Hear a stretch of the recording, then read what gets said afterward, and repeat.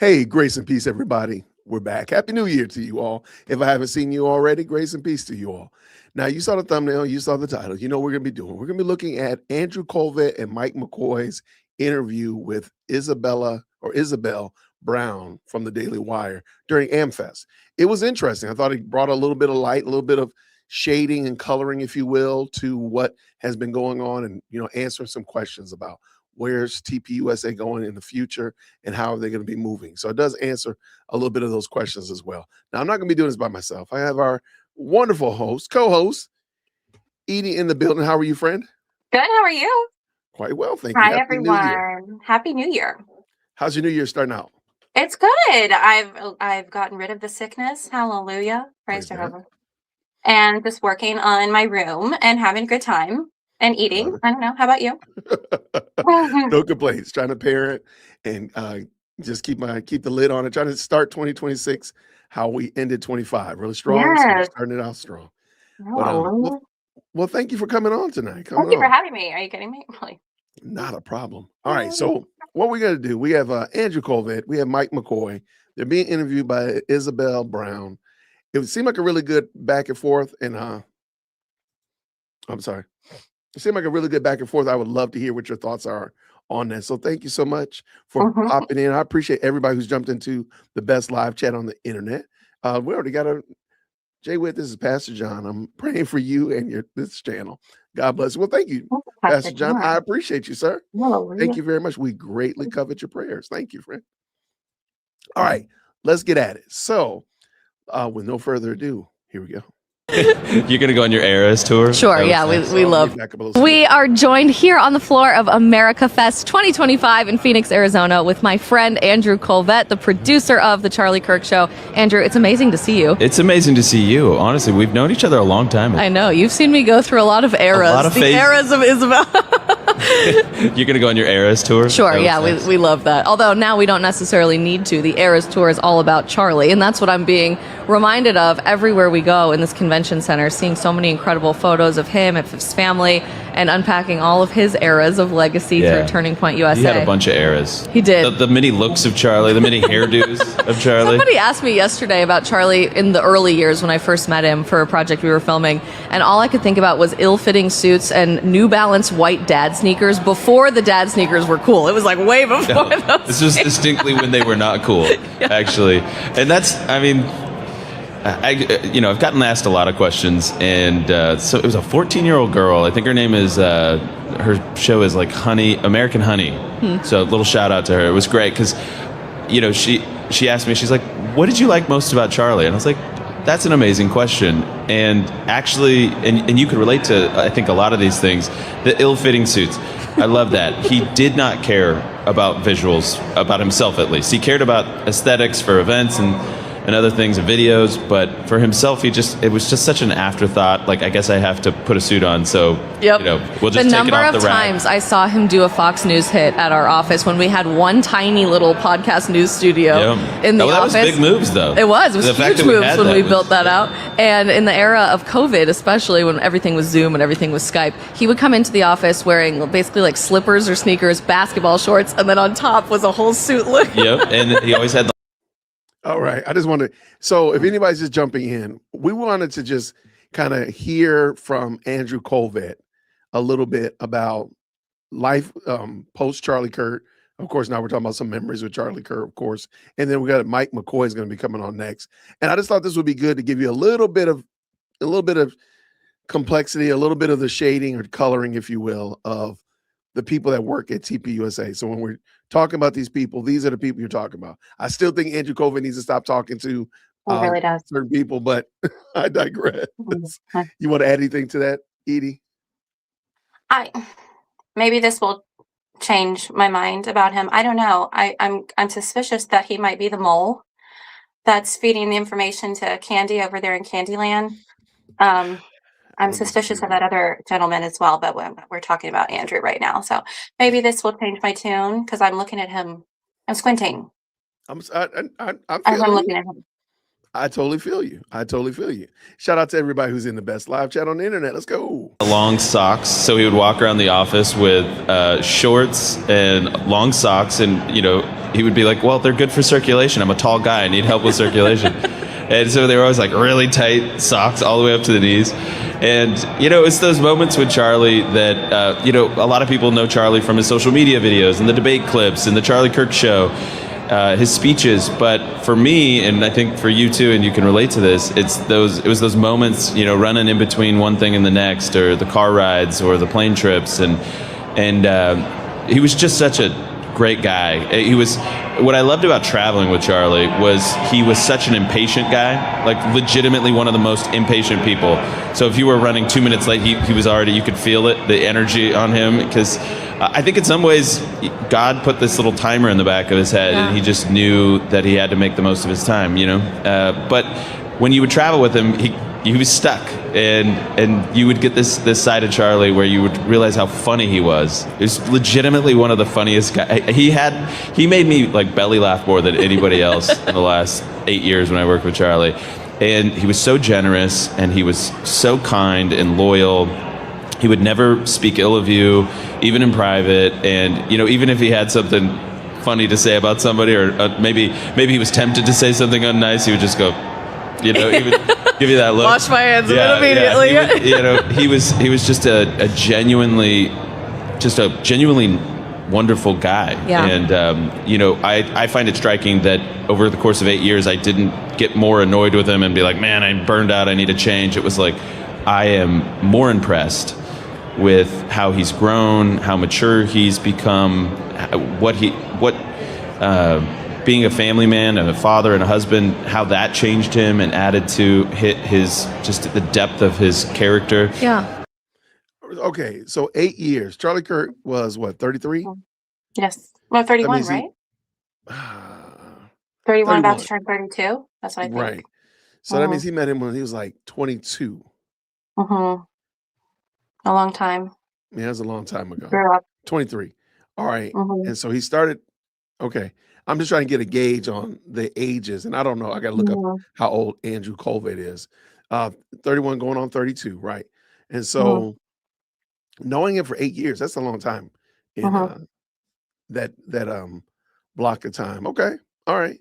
I just want to get a little bit. Are you warming up to Andrew at all? I don't think so. I don't think so. It's okay. I'm gonna see. I did like him. I liked all of them right at the jump, right from jump, and for sure. I don't know. Things have gone downhill for them, but we're working we have time. We're gonna play through it. We got time. Let's go. So there's so many things to love about Charlie, and I really want people to know him in 3D. Not just the caricature, not just what the left says of him or what the right says of him. He's just a wonderful human being.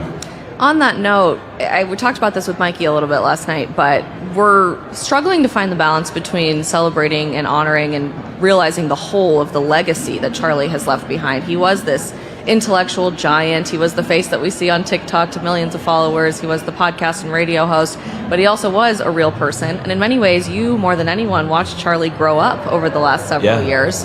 I think the question on everyone's mind is, how are you guys doing really? And I know people have asked you this a million times. Obviously, it's impossible to even remotely characterize the entire emotional spectrum of what people are going through. But people seem confused as to the response of TPUSA, still putting on events like this, the Charlie Kirk Show, still carrying forward and doing episodes. They're confused. That it's not appropriate somehow because I would think, I think it would be inappropriate if we didn't do this. I'll be really honest. I think it sounds macabre to some or morbid or whatever, but the day Charlie was killed, there was a group of us at the hotel in Salt Lake City where we just kind of ended up somehow. I don't even know how we ended up there. And we in those moments of where you're devastated and you're shell-shocked, somebody made a joke. They're like, Charlie would be mad that we're not streaming right now. And that's like, it's sort of true. Anything would happen, Charlie would, you'd get the memo, like, get to the studio, gotta stream. And that, Charlie gave his life for this country, for free speech. I believe he's a martyr. And we would be derelict in our duty to the mission that he built, to the movement he built, and to this organization he built, if we didn't do everything in our power to squeeze every last drop of energy and momentum and this outpouring of love that, in our power to do. I mean, we'd be derelict in our duty. So I'm certainly excited about Christmas. Somebody asked me, what do you plan to do for the holidays? And I was like, I just want to snuggle on the couch with my kids, watch some great Christmas movies, eat some food, and take a break. I mean, there's no doubt the team needs that. Yeah. And I'm excited about it. And, but how do you grieve? That's a really interesting question. How do you? Okay. He's answering a lot of questions that she didn't ask. I know. So, A dude, little how bit. do you feel about the idea and the notion, Eidye, by the way, Eidye Lowe, of the mods? Could please make sure we drop Eidye Lowe's link in the chat. How do you Right. feel about the idea that they probably should have pumped the brakes or maybe shouldn't have done anything until the new year? Or what do you think about that idea? I think they made a big mistake. I understand where they were coming from. And I believe a lot of that was to kind of stick it to the people who wanted Charlie gone. You're not going to stop us. You're not going to stop what he built, and the path that they were on. They just wanted to keep going. But Charlie was the driving force behind that. He had the vision. So yes, he would have been the one to do that because he could have executed it properly. They needed to take a moment to strategize and see what their next play should be, because they've made a lot of mistakes, and I have compassion for them. I mean, having to watch their leader and their friend and leader get taken out like that, awful. And I know that they're just doing their best, but they've made a lot of errors. And if they had waited and prayed about it, because they're always saying we take everything to God. Well, you should have taken that to God and gotten the proper guidance of what steps needed to be taken. I don't know. If had they done that, I think we'd be at a different place. What about you? Okay. I don't think they needed to not do anything. That's not what I think they need to do. Maybe not the campus events or the large events. Because again, I think some of those events they had some people on stage that didn't need to be there. I think they should have kept the Charlie Kirk podcast going, maybe did some extended hours or maybe just something of that nature. Keeping the momentum going, but it's different from driving full speed at in fifth gear and then slowing it down and getting back into third and moving over a couple of lanes. Well, here in Atlanta, we drive fast in every lane, but you got my point. But I think I totally think that the stadium events were a fail, in my opinion. The memorial was fine. Having the stadium event with like Tucker and all that, total fumble of the ball. Totally a bad idea. I think the Charlie Kirk podcast, they should have kept that going. Again, just like do some extended hours or expand it out a little bit more so that again some more people can hear them. But that would be my only when we say mistakes, there are things like, for example, platforming Tucker Carlson. Yeah, Was that's an uber gigantic, large asteroid-sized mistake. I think also maybe culling some of the herd, culling a little bit of the herd, like saying let's before we go back out and go on stadiums and stages, maybe we need to just double check, make sure we know who's all on the stadium and the stage, so we can make sure, like, hey, do we align with one another? Do we all see the same goal long range? Because again, there's some people on there that were just shouldn't have been on the platform. Exactly. And so that would be my only issue, not even an issue. That's my only thing that I think that they probably should not have done, if that makes sense. But I can agree with that. yeah. But I'm not saying they had to do nothing. I'm not saying like, shut the doors and, send everybody home, because they still got other things to do. But I think as a outward facing activity, I think the podcast probably should have been the only thing they did and kind of pump the brakes. And still, AMFEST is still going to be AMFEST. Probably still do AMFEST. But they should have some of the other really things that could have pumped the brakes worked on that a little bit longer, probably. AMFEST was a mess. But I can get But on board with continuing the podcast or the Charlie Kirk show, but yeah, the other things that they've done, some of the other things that they've done, and then some of the things that they didn't do that they should have done, those are all mistakes, in my opinion, that could have been avoided had they taken a small break. yeah. I don't think there's anything wrong with that. Mm. So let us get well. Let me also add this. Part of the pump the brakes would also been like, okay, what are we going to say? What is going to be our message that we put out to the world?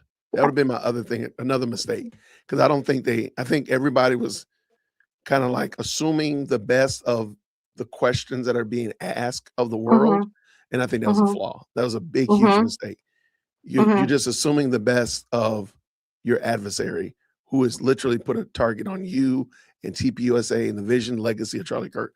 So I Yes. do think they should have probably said, okay, what are we saying? What are we not saying? What are we not going to talk Mhm. about?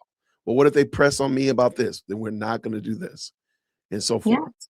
Have a So plan. uh, yeah, Let's have a plan. They didn't have a yes, plan. they did not. Yes, and anybody's asking, I am off of PTO, so I had to go to.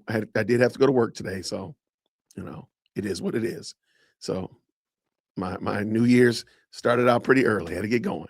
Anyway, if you know, you know. You get the joke. You get the joke. All right, let's I'm on go. PTO. Well, see, I'm on Edie's on PTO PTO all still. week next week. Hallelujah. See, Yes. Oh, well. Assassin's work never ends. Agree. People have asked me have you grieved this, and I'm like, I don't know. I genuinely don't know. I've tried my best. I've prayed. I've had cried plenty of tears, and but there's no roadmap for this. There's no what happened with Charlie in front of the whole world, and for us to be sort of thrust into this position. There's no right or wrong way, I would think, and we're just doing the best we can. I don't think there's ever a proper way to grieve. Everybody says there's no playbook for how this is supposed to play out in any situation.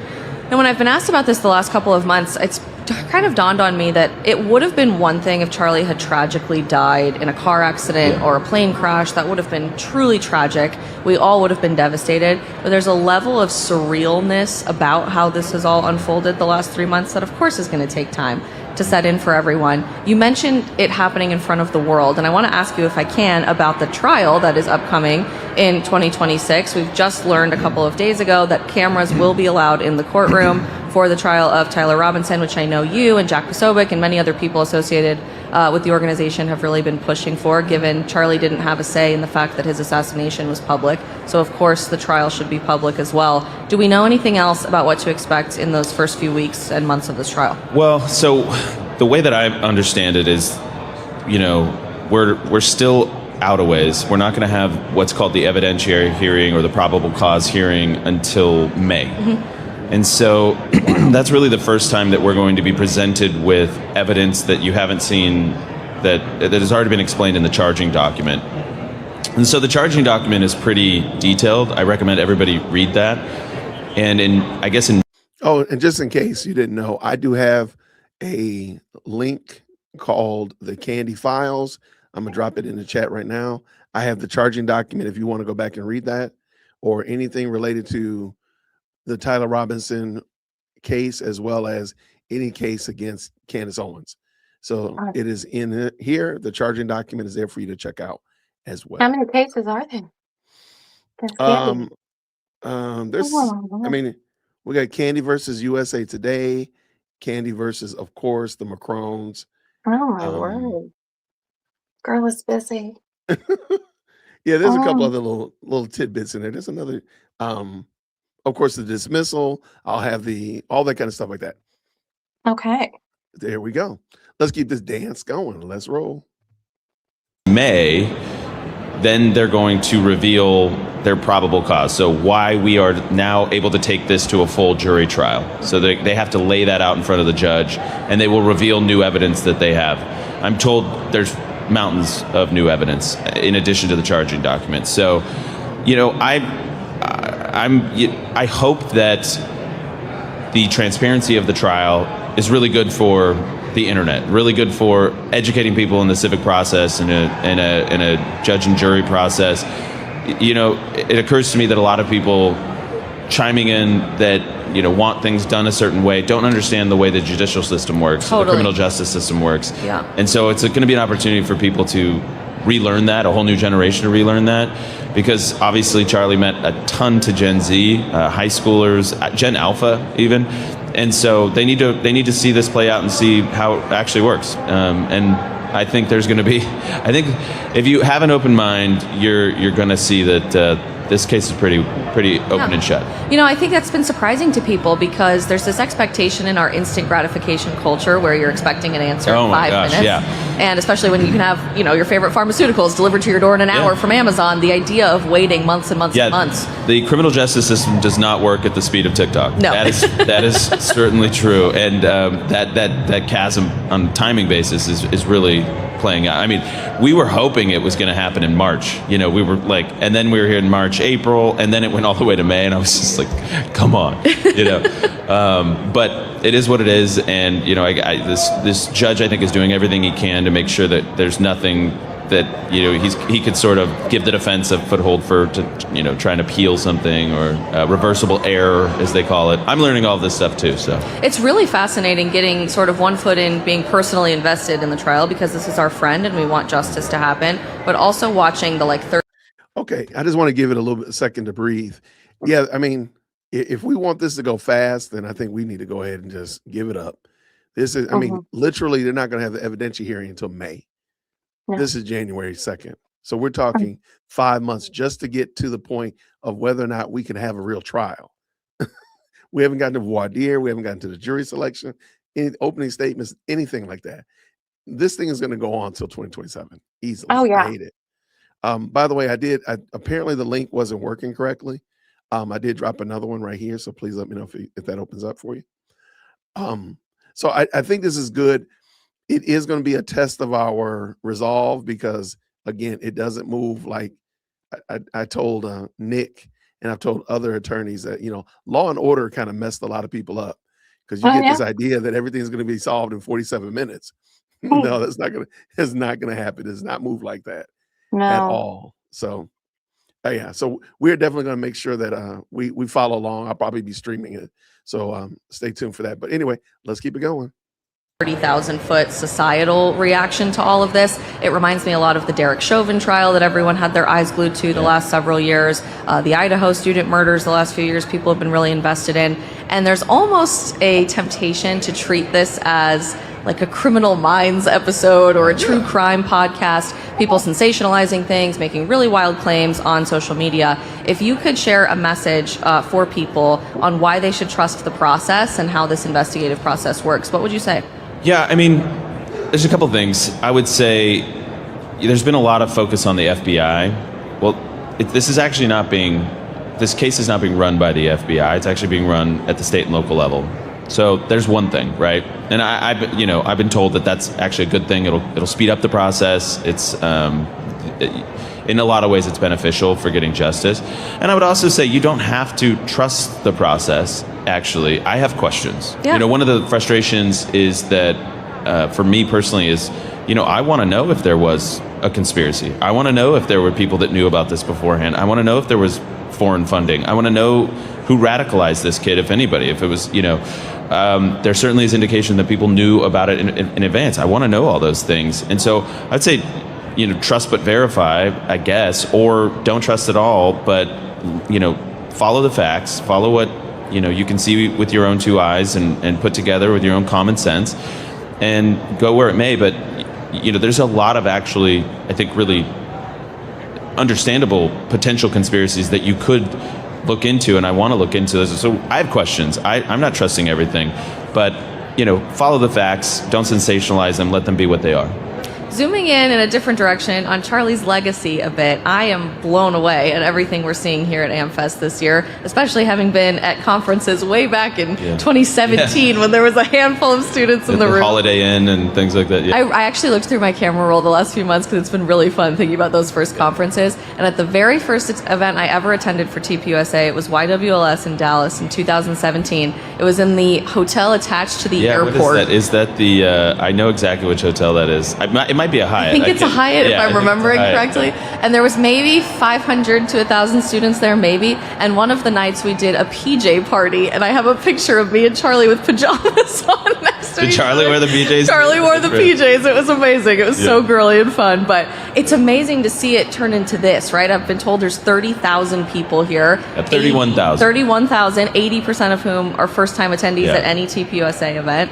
What does this mean for you and the team, both the Charlie Kirk Show and Turning Point USA, to pick up that mantle and keep running in 2026? Yeah, I mean, it kind of blew us away. You know, after everything happened, you know, I think it was a couple days after somebody, you know, maybe 10 days after, somebody had the thought, maybe we should look at how many tickets we sold for AMFEST. And we were like, we should probably turn the ticketing system up. I mean, because, you know, we were all just in mourning, and yet things were happening behind the scenes that we weren't even aware of.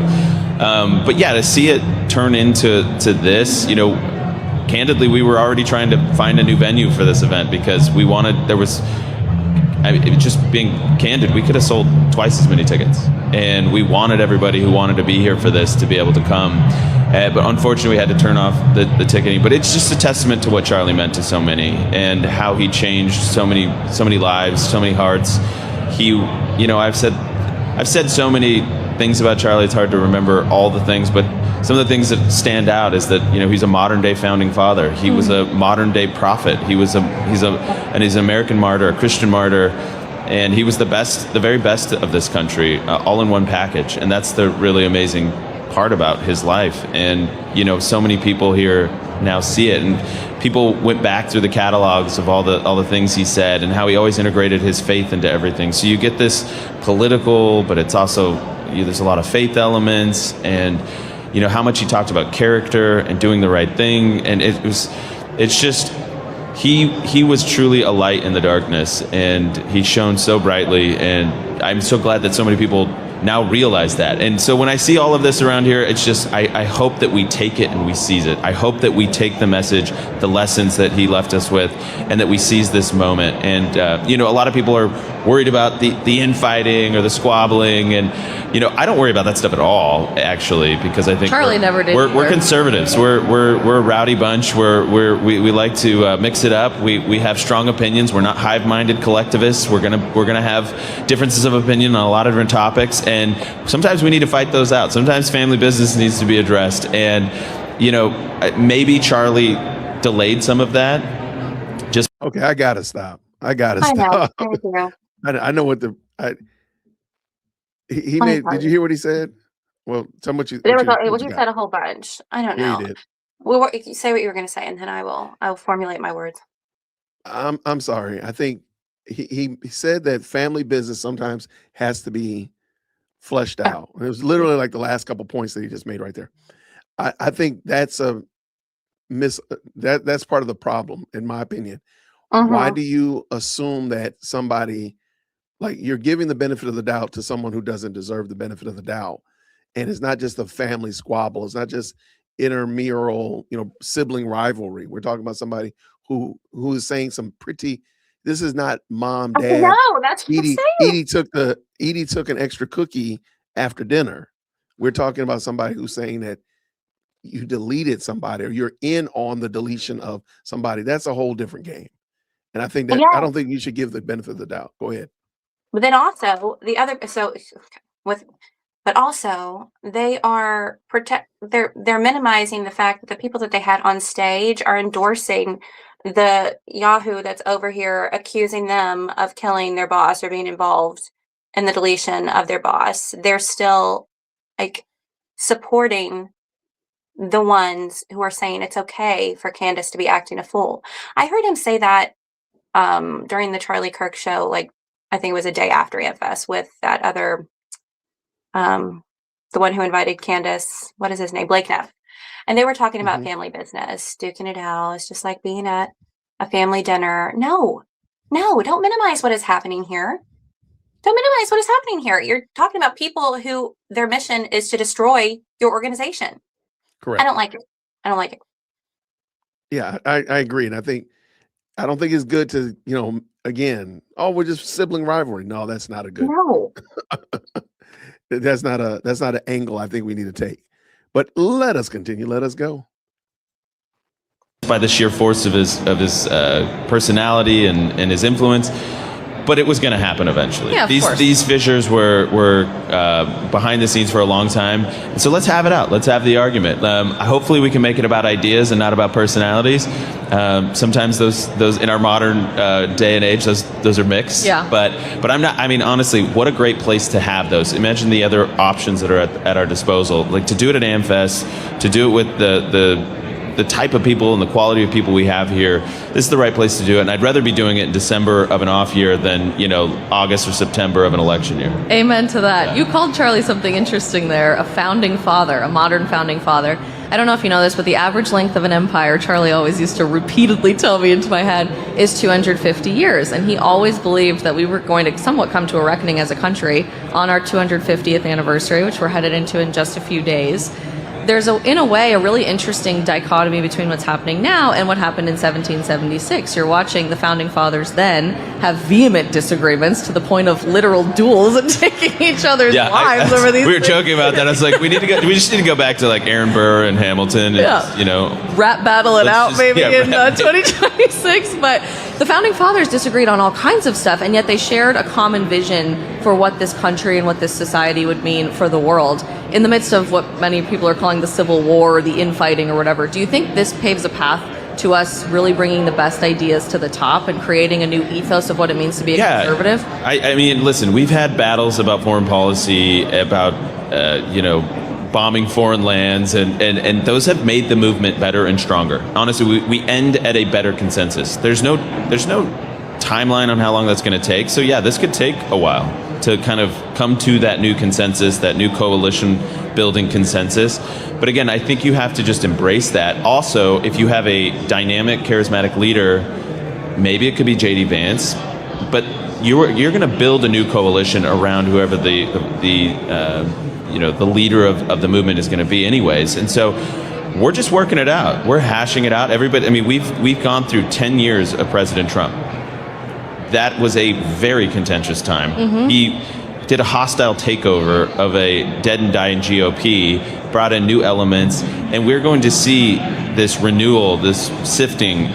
It happens periodically, and I think that's just what's happening. We're coming to kind of the tail end of a coalition that President Trump built, and we're going to see which elements are going to stay in and which elements are going to be filtered out, which new ones we can bring in, and hopefully we can rebuild the entirety of the Trump coalition. But don't be afraid of the arguments that happen in the end. You mentioned the new leader of the conservative movement, whoever. All right, let me let him tease it out. What you got, Eidye? Okay. So it would have been one thing if they had people there and they with differing opinions about like politics, the current state of our world, but they were battling each other. They were making ad hominem attacks against each other. That didn't need to take place at this event. They should have used this event. I think it's their biggest event of the year, AMFEST. Mm-hmm. Yeah. And I spoke about this the other day in one of my videos. There should have been a zero tolerance policy for certain things being done at in the lobby of the event. I saw a whole bunch of nonsense, but then on stage, there should have been a general understanding of what we're trying to do here. We're trying to be a cohesive group. We don't want to attack each other. They should have duked everything out ahead of time, because I don't think this was the forum for them to do the things that they did. For people on stage to do the things that they did. And they're making it seem like Charlie was all about coming together. Yeah, he was about coming together and having a debate about different issues and various opinions on those issues. But this is all drama. I agree.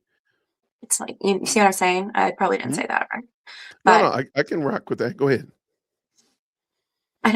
I just don't like how they're talking about it as though it's a good thing that needed to happen. We needed to do this. It's just part, we all have a common goal, but no, you don't all have a common goal. None of the people that were there are on the same page with anything.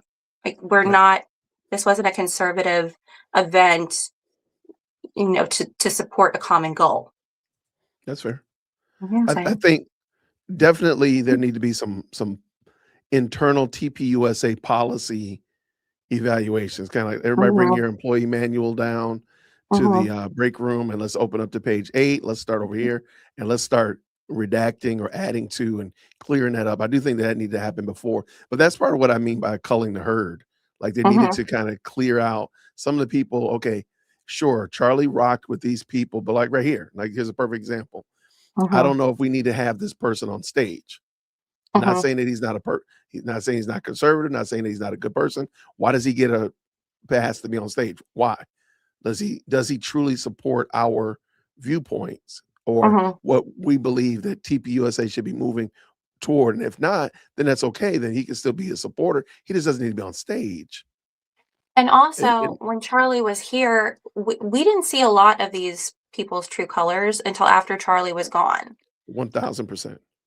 So yes, he may have welcomed them and supported them and was very loyal to them, but a lot of these people have done him dirty and supported those who are trying to destroy what he built. So Mhm. we now know that, therefore they should not have been welcome. Charlie didn't know that about them, but now you know it, so don't have them on. I agree 100%. Yeah. And I keep saying this, I bring this up a lot. I think they made a huge mistake by not allowing Tim Pool to come on. I And know. for whatever Tim Pool said, whatever And Tim that just Pool did, contradicted what he said. well, there's that too, right? Yeah. But whatever Tim Pool said, whatever Tim Pool did, you cannot convince me that it's worse than what Tucker Carlson did and No. said. And and then even No. platforming people who hold egregious positions against TPUSA. That's why I think Mhm. they try to backtrack and say, "Hey Tim, we want you to come," but then he says, "It's too late. I'm not going to come." But again, I think that's just an example of these are some unforced errors that Yeah. they didn't have to make, in my Mhm. opinion. But Avoidable. let's keep. Yeah, they didn't have to make that error. Let's go. Whoever's going to Did I? I don't fill think that I did. void. I don't think I did. But I've heard that phrase a lot lately. In the last few years, you and Tyler Boyer and Charlie Kirk and many people have told me all the years I worked at Turning Point at different times that various people were the leader of the conservative movement. But I think it's become so obvious to everyone in the wake of Charlie's assassination that he was really the leader of the conservative movement. He set the ideological, the moral, the spiritual tone of everything that we do. And we held events like this multiple times a year to set that standard for everyone with a microphone and people with a platform and influence, whether that's in government, in media, or anywhere else in the movement. In your mind, what is the Kirk doctrine? And what do you think we can all learn from that with him being the leader of the conservative That's a movement? great question. The Kirk doctrine, man, everything flows downhill from faith in Jesus Christ. And there's room for other faiths there too, but it's really, Charlie believed in a Christian nation. That he was in a Well, then that would almost say that everything can't flow downstream from a Christian faith if there's room for other faiths. Right. I'm just saying. I agree that all things do flow down, but then you can't make room for other faith systems. You just have you're gonna have to. Yeah, you have to draw the line. You Yeah, have you're to gonna have a hard time squaring that peg. I don't think he. But let him go. Let him go. Christian nationalist. He just believed that, whatever that means, by the way, but he just believed that this was a nation founded by Christians for Christians, and there was a Jewish element even from the earliest days, and Catholic element, of course, Maryland. But that ultimately is the first step. Those values, those freedoms. Charlie used to always say, those who drink from the streams of liberty will find its source. And so I think that's first and foremost is that. But it's get married, have kids, build things that matter. Hold up the good, the true, the beautiful. Always be looking to get back to those things when you stray off course. Build friendships, work out your differences behind the scenes, work together. Don't be afraid of who gets all the credit. There's plenty to go around when you win, certainly, but win, build the systems and outwork your opponents. And when one of the things I learned from Charlie is that when negativity or controversy springs up, do good work. Yeah. The way you get through is through. You do good work, you work hard, and you advance positive lines. And that was always the guiding light. It's like, listen, we could get distracted over on this shiny thing or this feud or whatever it is, but we're going to be about doing good work. We're going to be about advancing the mission, and we're going to outwork everybody else. And if we do those things, good things are going to happen, and we're going to stay low, stay humble, stay close to Jesus, and just push forward. Okay. But which Jesus? Because they have. Yeah, I think they enter into some murky waters when they try to. I see Turning Point as not. I see it as a parachurch ministry, so it's Christian-esque and it's such like that. But I mean, they're in a dicey spot because they're also trying to be countercultural, and the only way you're going to be really truly countercultural is in Christ. So they are in that they're in a weird the weird zone, if you will, of that. And I don't think he's really thought this out. And I don't know if this actually, to be honest with you, this is the first time I ever heard of the Kirk doctrine. I don't know if I never heard of that either. Did they just come up with that? That's what I'm thinking. I'm wondering, did they just kind of make it up on the fly? Because I've never heard anybody say that before. No, I haven't either. I'm not mad at Andrew because he kind of, he just kind of went around it and danced around it. Because I'd never heard of it either. I probably would have did the same thing. What's the Kirk doctrine? I know. I'd probably said a very similar thing.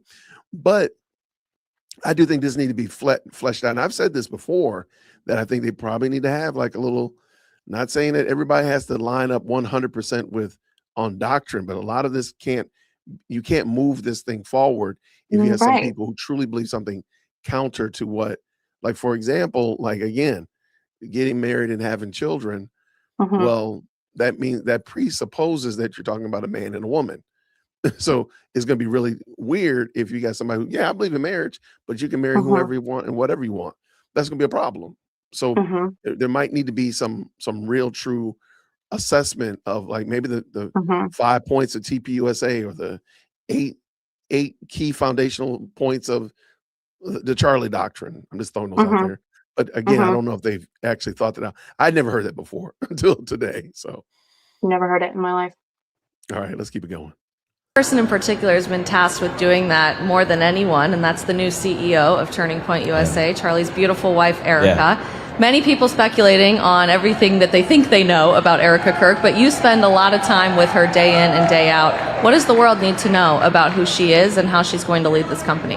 One of my favorite anecdotes after everything happened, it was actually Blake Neff, who is on the show with us at the Charlie Kirk Show. And he was just like, I brought it up with him about Eric. I forget what we were saying. And he just had this instant reaction. He was like, what a woman. And I was like, that's well said. Beautiful. What a woman, Blake. And coming from him, it felt just sort of appropriate and all those things. But yeah, I mean, she's an incredible person. And she's found courage and poise and grace in the most unimaginable of circumstances. And Charlie told me multiple times, he told the board, he told everybody, it was like not a secret that if anything happened to him, Erica was going to be in charge. And I never really thought that hard about it, to be honest, because I thought Charlie was going to be 98 by the time we lost him. But he chose well.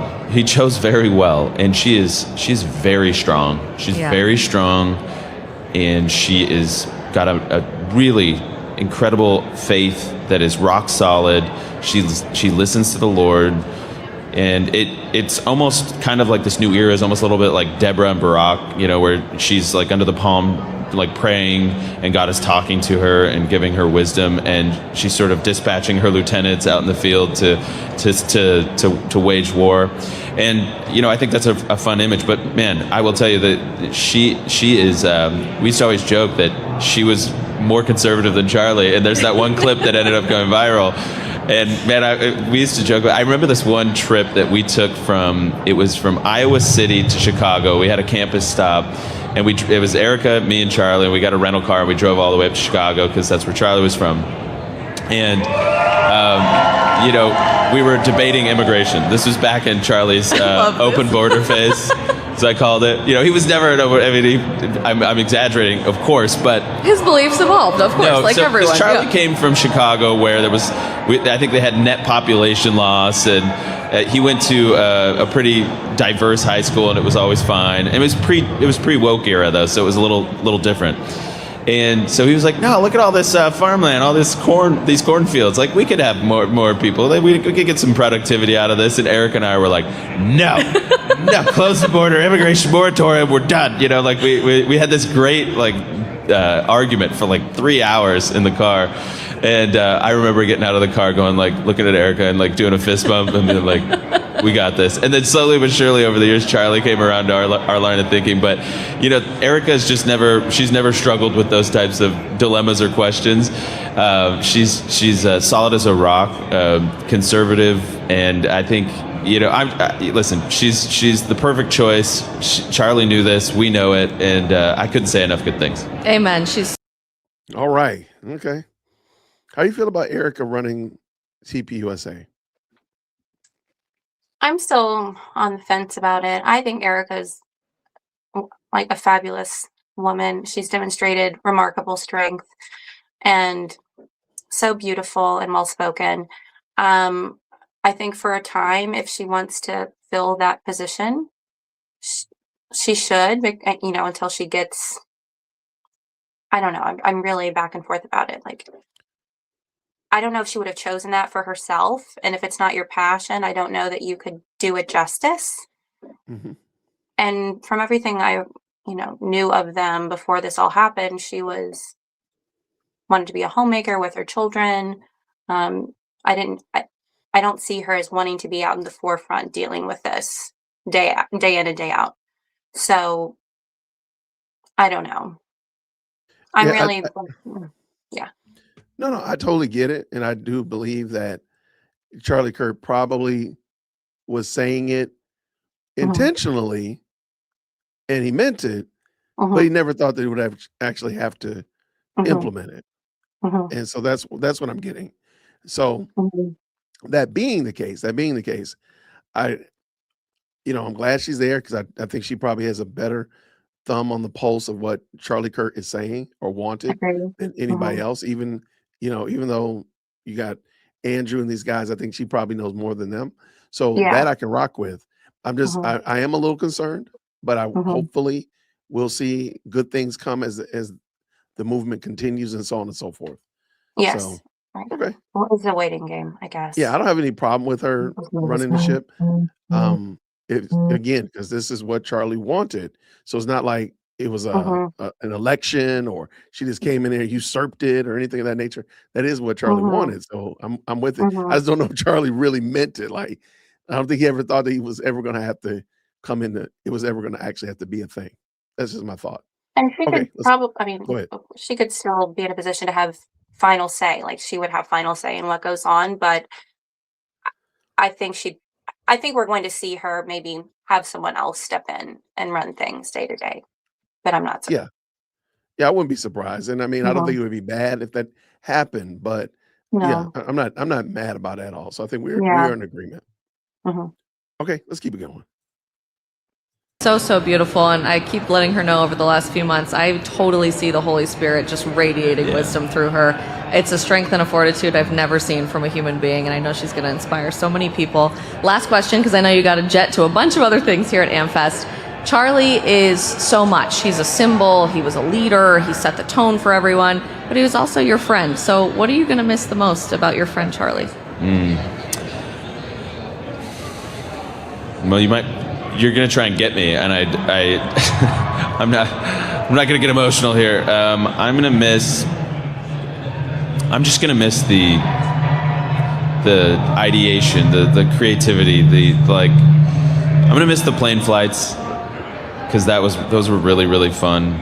But I miss when he would call me and we would, he didn't have to call me. He just wanted to hear what he said out loud, and I'd be like, yeah, Charlie, that was great. Or after a news hit, and he'd be like, want to go through the points. I'd be like, no, that was good, or you gotta clear that up. And there was just this way. It was almost like he needed a little bit of second-hand affirmation or wrestling through an idea, and that was a special place Charlie and I shared together. That I had a really unique role to play and a vantage point just to see the way he worked through how to be better, how to get better at his craft, but as a family member, as a leader. And I just miss there was just just a quietness and just a closeness that I'm really going to miss. Those quiet moments, honestly. Well, thank you, Andrew, for your continued bravery and courage and leadership. I'm so excited to see what's next for the Charlie Kirk Show, for Turning Point USA. And as always, thank you for letting me be a part of this family over the years. It's been an incredible journey. It's been great to watch you grow in the many eras, and you're doing amazing. And we're rooting for you, and we have your back 100%. Thank Good you. job. Thank you so much. Thanks. All right. Okay. What'd you think about? You know What'd what, you think about Jason? Hmm? I don't know if any of them have it. Like Charlie had it. You know, he knew how to talk. He had just the right amount of charisma. He wasn't overbearing in mind. Now, again, these are my own opinions, but he was the sizzle of the organization. I don't think these other people have it. Even when I've tried to watch the Charlie Kirk Show, but Mhm. when Andrew and Blake and Neff are on there, I'm like, I have to hold my eyes open because it just bored me to death. I don't know that they're gonna. I don't know that they're gonna make it without Charlie. I know, I hate to say that. I really do, but he had it. You see what I'm saying? Like he had Oh, I got you. the spark. Like Andrew is just so lackluster. Does Um, anybody else agree with me?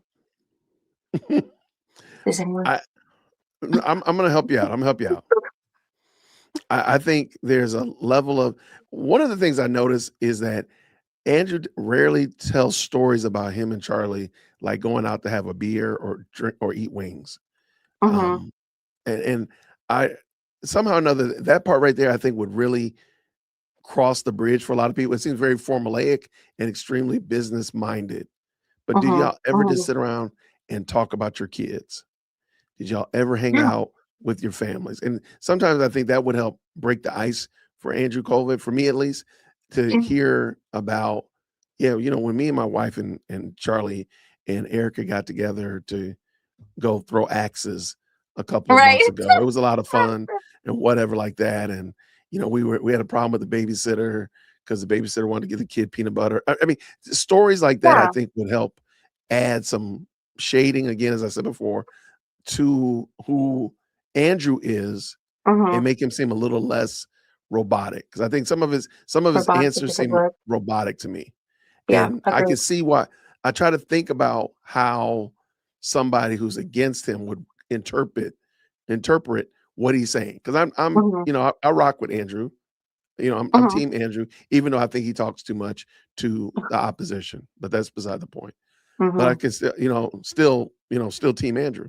But my Yeah. point is, I think part of the standoff is that some people see him as kind of robotic. He seemed like he's Scripted. Yeah, he's so scripted. yeah, and that was That's it. So all. that was I guess my only pushback though. But I think besides that though, I think I thought it was good. I thought it was genuine. I'll give you that. But again, it just wasn't familiar. I was thinking like, yeah, man, we used to kick it like this and really, I, Yeah, he said he made him laugh, belly laugh. Okay, what did he do? Give us one of those stories. Give us a right. funny story. Give us an That would be embarrassing story. fantastic. We're here for that. We We're we here for we that. we tune in for silly stories. Yeah, Absolutely. and people can relate to you, but I'm not relating to this Andrew. And again, I'm not 100% against him. I'm just squinting when I'm looking at him. It's just like, why are you so, what happened here, Andrew? Um, yeah, there's nothing wrong with the things that he said. It was right here, surface level. There was nothing that grabbed me. Yeah, Maybe I Mikey agree. McCoy will be different. We're gonna see in a second. But real quick, I want to say thank you for these two very kind supers. What did Terry say? I have yet to argue Very. with or engage with Candace Fan, who believes salvation through faith alone, alone in Christ alone, not one. You know why? Because they're not Christians.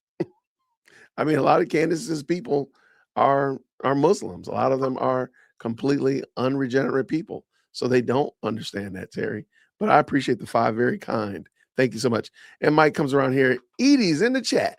Brother Jason, you're the tops of the group therapy game. But sometimes your boy needs some individual therapy time. The only reason she's nudged you aside in my number one, oh no.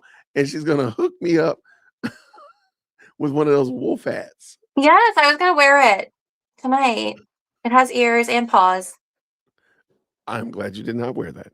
I know. I figured you. I appreciate Jason's you not winning. confused by me, guys. He's There's some levels of confusion. There's some levels of confusion, but I'm trying to understand.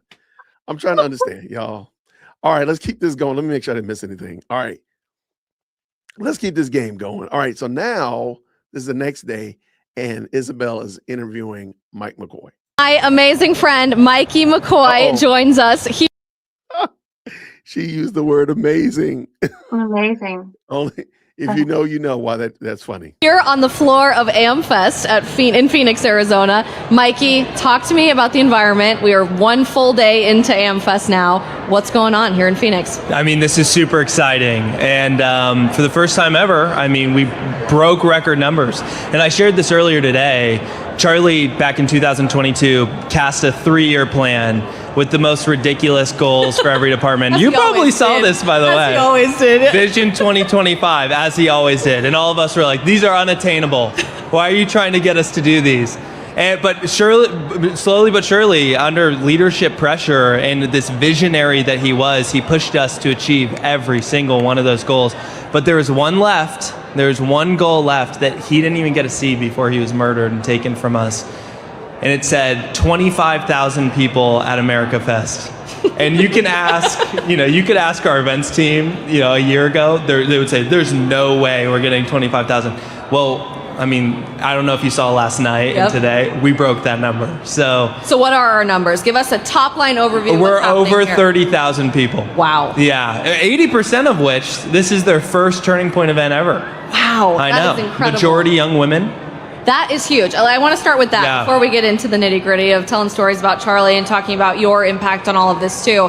55% of the attendees here at AMFEST, of which there's more than 30,000 people here, are young women, which you call the Erica effect. It's the Erica Kirk effect. What does that mean to you? Well, okay, this is actually the first time ever for AmericaFest and SAS that we've had more women than men. So traditionally that has not been the case, but there's young women and women in general that have just flooded AmFest for the first time ever.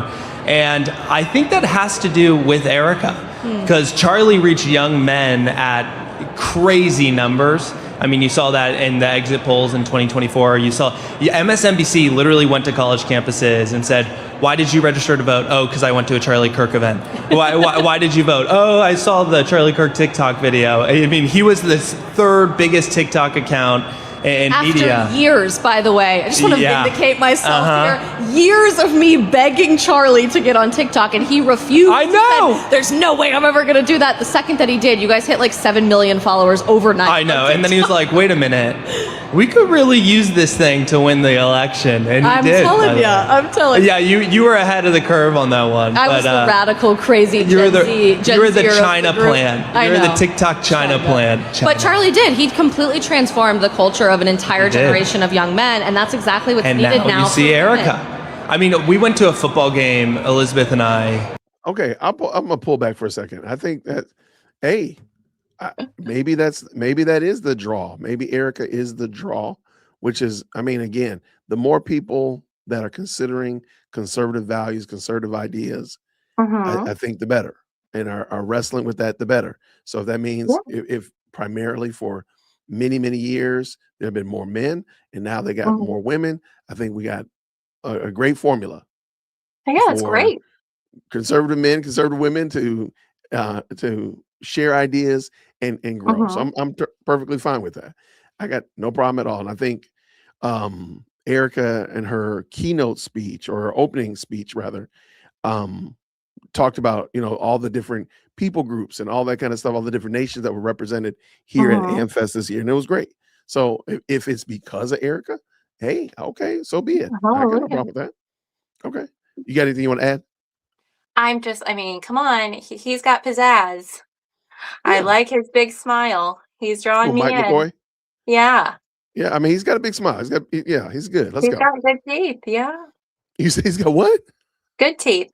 My wife, we went to a football game with Erica, and we walk on the field, all the cheerleaders come over, all these young women, and that's kind of when it dawned upon me. I was like, wait a minute, like, this is a thing. Like, young women really love Erica Kirk. And then I was like, let's see how this plays out. And look at all these young women here right in front of us right now. It's amazing.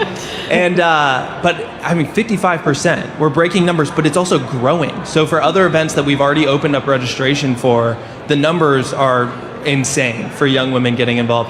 But we're also registering voters, we're getting them involved. So here's to hoping that Erica Kirk can do what Charlie did and win over the young women like he won over the young men. Before we think bigger than AMFEST, last night was our opening night. I was on an airplane watching a live stream of this, and a lot of drama. Caught some fireworks. So what happened? Tell us what happened. Well, you can say a lot about AMFEST. Can't say it isn't entertaining. Amen. You know, so Charlie was this coalition builder and this bridge builder. He was, you know, the glue that kind of held it all together. And you saw in his passing how important of a role he played in that, because as soon as he was murdered, I mean, our entire movement like became it was a civil war. Like, I don't even know. It was insane. It still is to an extent, but it's really cool to kind of see this coalition come back together. Like, we're pushing ideologies and we're arguing with each other, but we're doing it in the same place, and we're all still conservatives as we do it. But I mean, last night was super entertaining. Russell Brand said it best. You never thought he would be Ben Shapiro, Russell Brand, Tucker Carlson. He said, what did he say about the Diddy party? He said, and Hollywood, if I ever found myself between Ben Shapiro and Tucker Carlson, it must have been at a Diddy party. So I don't know how there we are at AMFEST 25 instead. But I love that. And that is so speaking to the heart of who Charlie was and what he really... I think that was weird. That was I don't weird. like him, Jason. I don't like him. I hope you don't. I was totally being sarcastic when I said he's pulling me in. This guy sends me everything about him, and now he's talking about Diddy. They met at a Diddy party. That was wild. Okay.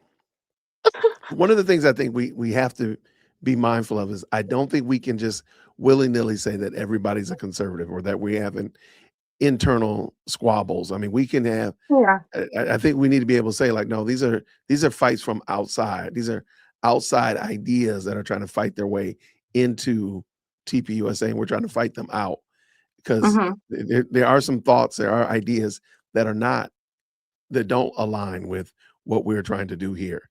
And I think that's okay to say that. I don't think you're being elitist or anything of that nature, but yeah. Okay, let's keep them going. Let's keep them rolling. Good. Believed about the nature of conservatism, that we are not an ideological monolith. We do not enforce ideological authoritarianism the same way the left does. We encourage debate and discourse and argument, and the best ideas always rise to the top after we talk to each other, right? Well, iron sharpens iron. So it's, you see on the left, they kind of say, this is what we believe, and then everybody kind of gets behind it. And if you don't, you're a Tulsi Gabbard, and you kind of just leave the party or an RFK. But in our side, I think this is also why we traditionally don't do the best in midterms. Yeah. Because we come together when we really need to, which is like during a presidential election. And then we're like, all right, let's get to infighting. Let's start fighting each other and finding the receipts from 20 years ago to try to blackmail you, right? Screenshotting every tweet, man, all of it. It's a lot. But I can give you that. I think that's part of that's it. But I don't think we should call it infighting. Maybe I mean, I don't know if that's necessarily a pound for pound, but I like the way he said it. We can work through and massage that out. But what do you think about that? Anything? I don't have any comment. I'm sorry. He's maybe I'm not the right one to be on this because I'm just distracted by his overall. Okay. The teeth are coming at me. You said this. I got you. How could you have changed? What? Shocking. People change their opinions on. But I mean, I think it makes us really strong as a movement. But we're figuring out on the right now what direction we want to head in as a movement. And I think there's like this generational disconnect between old people and young people. Like the Gen Z stance on foreign policy isn't necessarily the stance of our parents. Yeah. And I mean, last night we saw Ben speak, and then the first question was a young kid asking about the USS Liberty. And so it's like young people kind of want their own version of foreign policy. And I don't think that's because they just hate foreign policy. I think that's just because they're sick of sending our money overseas. Charlie wrote a book a few years ago called The MAGA Doctrine, breaking down America First policies and what the effect of the Trump administration was the last time around. I truly think he probably would have written the Kirk Doctrine about all of these things at some point in time. And it's interesting watching. Okay, so technically, calendar-wise, this happened before the conversation with Andrew Colvett. But did it? on the when they're listed on her channel, it's these two are together, and the Andrew Colvett comes before the Mike McCoy. But apparently, the Mike McCoy was actually first. So this is where they came up with this Kirk doctrine. That's what I think is the problem, in my opinion. Okay. Now AMFEST happen all around us. We've been going to this since 2021, since it originally started, and it's bigger and better than ever before. But we're looking around at 8 million posters of Charlie, of his greatest quotes. Everybody's talking about him on stage. The entire undertow of the message of this event is honoring his life and legacy. And I think for people like you and I, the last few months and this event is odd. It's a little unsettling because it's so easy to think about Charlie Kirk, the giant, Charlie Kirk, the intellect, Charlie Kirk, the author or the podcast host or the politician. But not very many people got to see Charlie Kirk behind the scenes. Charlie as the husband and the dad and the friend. Beyond you, especially. You spent more time, arguably, with Charlie than Erica ever did, which is crazy. There were some weeks that we were away from our wives more. All the time. So the last time I really spent a long, long time with you, we were backstage at one of Charlie's last events on this earth in Visalia, California. Can you walk us through what Charlie was going through the last few weeks of his life as Charlie the person, not just Charlie the child? Yeah. I mean, I just talked about this earlier, but one of the last podcasts he did was that iced coffee hour one, where he said, what do you want to be known for? And he said, I want to be remembered for courage for my faith. And like, that's where Charlie was at in his life at that moment in time. Like, I just keep saying, he was always striving to learn more about the gospel because he loved God, and because he loved God, he wanted to understand God. So he would have debates with people. He would go deeper on plane rides. He'd be arguing with ChatGPT. And he had this, he wanted to debut this binder on this college campus. This tour specifically, he wanted to do this binder like Kayleigh McEnany used to have as press secretary, with all the tabs and everything. And he wanted that, but then he also wanted a separate binder with just Bible verses and specific Bible questions, because he got a few in the spring that he didn't know the correct answer on. He's like, that's not going to work for me. And so he really went super deep. And that's where he was having Frank Turek come to push him on the craziest out of context Leviticus verses and Deuteronomy and random Torah questions. And then he also had Dr. Orr come out and all these experts in different fields, because he wanted to make sure that when he was talking to a student that he was bringing them the entire truth, not a watered down one. And I mean, Andrew pointed this out from our team. He was like, it finally dawned upon me. These were tent revivals. Like this, we were luring in young people to say, watch Charlie Kirk prove liberals wrong. But then they walked away hearing the gospel message from him oftentimes. But Charlie was always striving to be at the top of his faith, but he really died at like the peak, like literally the peak of his faith. We were texting about this. Like I got. Okay, I'm gonna roll with that, because I can see and I can appreciate him wanting to be very clear on his theology, which I think was key. And okay, I can get with that. I can rock with it. Where are you landing with that? Well, the only problem I have with that is if Charlie really was in the Word and wanted to be a theologian, like he wanted to be a biblical scholar. I heard one of them say that that's what he was striving to be. Well, the closer you get to the Lord from reading the Word, the more clear things become to you in terms of come out from them and be separate. You don't affiliate with the wicked. So I think if that were true, we would have seen that in his actions and separating from certain people and trying to distance himself from certain things. So I don't know if I 100% believe that. Also, the more you read the Word, the more you understand, like there's only one way. Right. So then why are we still intertwining different different ways, different faiths, because it's not all the same gospel. So I'm finding it hard to take that at face value, what he's saying, because what we see is not what he's saying, or it doesn't match up or align with what he's saying. What about I you? got you. I'm wondering where, and again, I'm going to go back to what I said during Andrew's interview, that they're in this very weird place because it is a political organization that is also has a strong Christian faith element to it. And how do you play well in that space of merging those two together? And I think that's the rough waters, if you will. That's where it was kind of dicey, or it's been dicey for them, in that they, again, at the end of the day, they're a political organization that has a strong Christian foundation. And so being able to work well with people who are not Christian, I think that's what we're watching. And again, though I agree with you that, they probably should have culled the herd a little bit. They should have got rid of, but there's some places where Charlie Kirk should have probably have done that as well. Oh, I 100% agree with you. And maybe I wouldn't be coming down on them so hard about that, because I have a lot of problems with what they're doing, but it's because they're now trying to, if it was just, forgive me, I know I do this a bunch with my words, I go back and forth, but if they were just trying to position their organization as a political organization, that's fine. Like, we're here to preserve these conservative political values. Okay. But now they've made such a shift to focus on the faith aspect of it. And many of them have positioned Charlie as a martyr for the faith, not for a martyr for freedom for the country.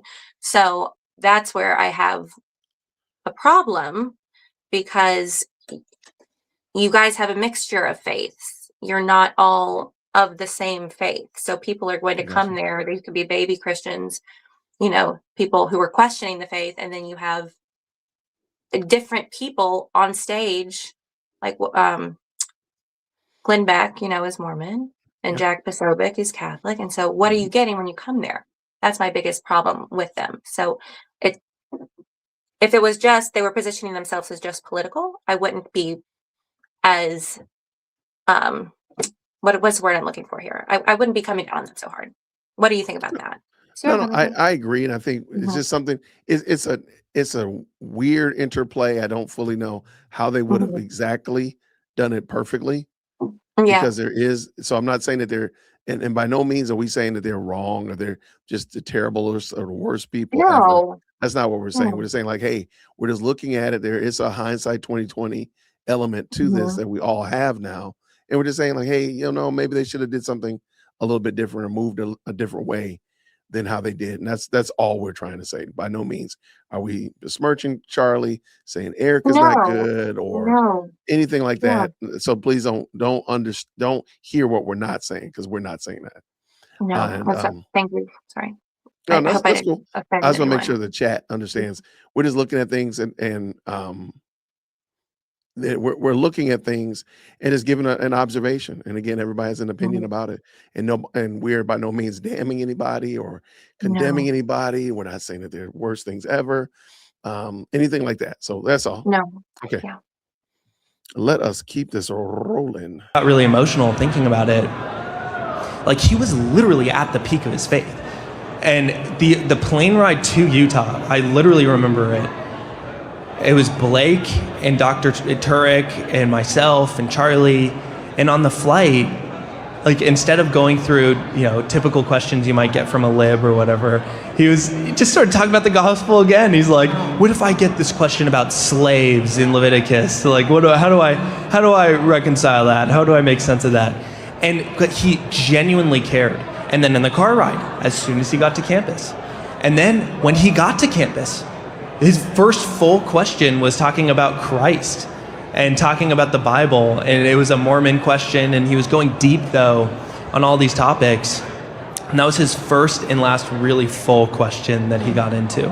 And so it's good for us to always strive to be at the pinnacle of our faith, but to die at the peak of your faith is something that all Christians, all of us, should strive to do, to become a martyr for the faith, to have a clip that says, I want to be remembered for courage for my faith. Yeah. Like, we were arguing backstage in Visalia. Like, arguing is the funniest word too, because if you knew Charlie personally, Charlie loved to like fake debate all of his friends. Even when we were interested in arguing back with him, he would kind of be arguing with himself and putting you in the crosshairs to play devil's advocate. And that's all he wanted to talk about for 2+ hours. You were. Let me just real quick. I do think this is something that is missed quite often about Charlie Kirk, is that a lot of those questions that he had when he was at college campuses were not about Israel, were not about foreign policy. A lot of them were about the gospel or about Christ or our Christian faith, which again, I think lends itself to, again, we're mindful of that we're representing that, and we're going to be discussing that, and we're going to be fleshing that out with people. I mean, I think it's more important, in my opinion, than talking about. I think it's light years more important than arguing about Israel or some of these ancillary things that we're discussing. The gospel and how it's applied in our lives is so much more important. But Amen. All right, I just want to bring that up because I think that was I like that he brought that up. And that was a good point. There sitting around this small table at one of his last speaking engagements on this earth, and he wanted to talk about Mary and church history and eschatology and the afterlife, and he brought all of that to his speech that night too. I don't know if you heard this, but I was standing next to the event organizer backstage that night, and I leaned over and I said to her, surely in another life Charlie Kirk was a pastor. And she laughed and she said, maybe someday he still will be. And that was a week before he passed away. But watching this revival in the wake of all of that, I think has encouraged so many young people to ask tough questions, to realize that more than fighting for politics, more than fighting for the right guy to be in the Oval Office, which is very important, the biggest thing we need to be focusing on as a society is fixing our entire identity on Christ. What was life like walking through that with him, watching him as a husband and a dad? Well, also, like, backstage, we're debating Catholicism and Protestantism, and but like, I actually said this to Erica like the other day. Charlie pushed every boundary of his faith that he was asked not to push. Like, as a traditional Christian, like, oh, you're a Protestant, you cannot attend Mass. Like, oh, you're attending Mass, you can't also attend a Protestant church. What's wrong with you? And like, he pushed every boundary. And again, it's because he loved God, so therefore he wanted to understand God. Yeah. And to understand God, he wanted to just go deep on every level. Well, it's St. Augustine that famously said, the deeper your faith is, the more questions you have. And the more questions you have, the deeper your faith is. And you're always going down this curiosity journey. Yeah, and I agree with that to a degree. I don't think that, I don't know if I would be, just, well, because I had questions, it's okay to go to Mass. Like, no, I don't think that's appropriate. Yeah, it's not. I agree. That's not appropriate in my opinion. Right. So, sorry. Like, okay, fine. You have questions. Like, I've spent many, many hours in my pastor's office. Like, okay, let's talk about these topics. And I can have those questions. And he's had questions for me. And we've talked about it. But we've never gone into, hey, let's go down here to this this temple that's down the street around the corner. Right. Like, nobody's doing that. So I think that might be a little, I don't know about the pushing boundaries part, just for boundaries' sake, because you know what that reminds me of? That's pushing open the tent. That's spreading out the tent.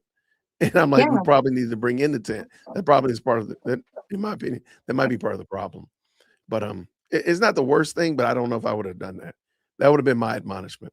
We actually got a question earlier. Someone was like, there's so many Christian factions, like, how do you just work together?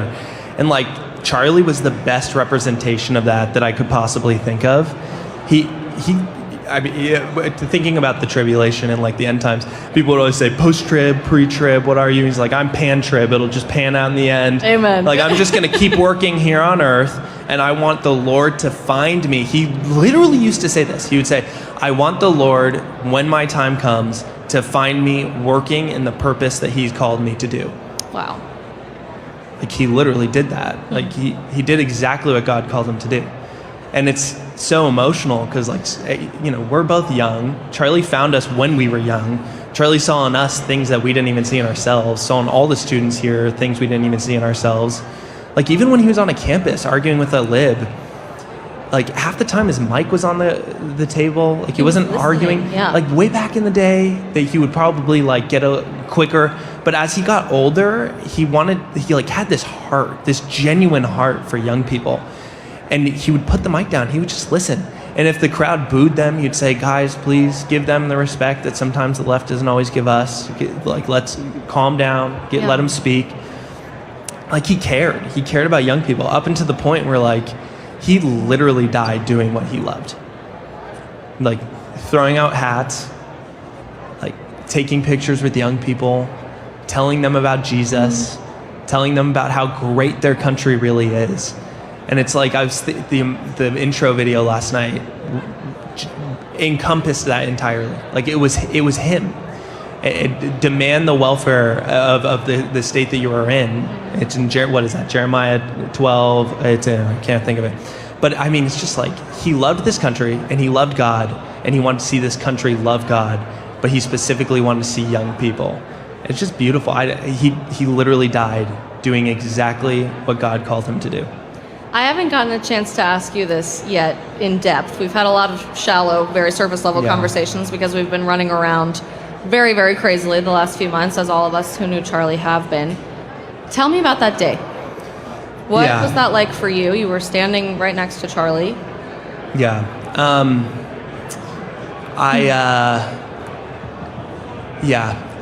I remember I actually went to go pick him up, and in the morning, we got in the car and we were headed to the airport, and he was like so excited. I remember he was literally so excited. This was the first campus stop. These were like his college playoff games, if you will. Like, he just got so excited, and he was asking if there was energy on the ground already, and he was asking what walkout music he was gonna have and how many hats we had to throw out for students. Things that nobody ever thinks about, right? But Only Charlie Kirk thinks about this stuff.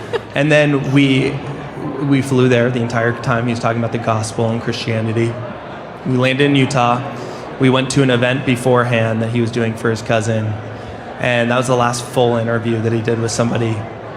We got in the car and we went straight to campus. And we got there, he took pictures with our volunteers. He went up, used the restroom. He had this clocked out, timed out perfectly, and then we went to the tent, and it was like just a normal, regular day. It was just like, I still truthfully, I still have not fully like processed everything. It's something that I never thought would happen.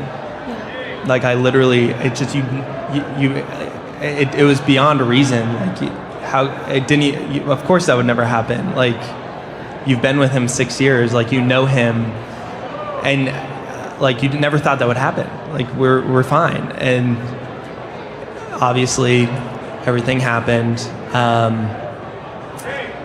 It was. I won't go into too much detail. Other than there's a lot of shock and trauma and things I still like don't even remember entirely, if I'm being honest. Like, there's about 30 seconds where I kind of still piece together in my mind. Of course. I mean, shock is the best word possible. I think everyone was in shock, particularly those of you there, boots on the ground on campus with Charlie, but none of us ever believed that something like this was even possible. I mean, we certainly knew that there was an increased threat and an increased level of violence in our society in the last few years. Some of that had been boiling over in the background.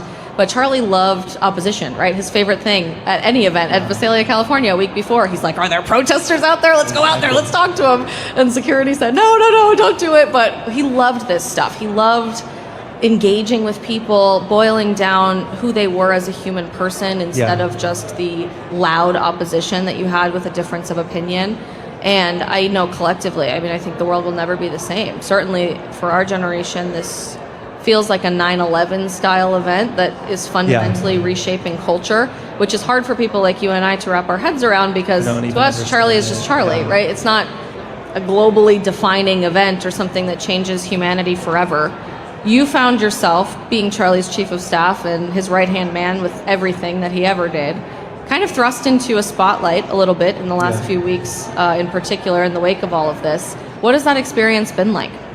I actually wouldn't even characterize it as necessarily fun or anything that I would ever actually even want. I used to people used to ask me like all the time, what's your 5-10 year plan with Charlie? How long are you going to work with him? What are you planning to do? And I never truly knew how to answer that, because it was more of like a spiritual calling as to why I was there. I used to say I'm called to serve Charlie, and until the Lord calls me to do otherwise, like I'm going to be here in literally whatever capacity that is. Like in the same way that I see my wife at the dinner table and I'll ask her, how can I serve you better?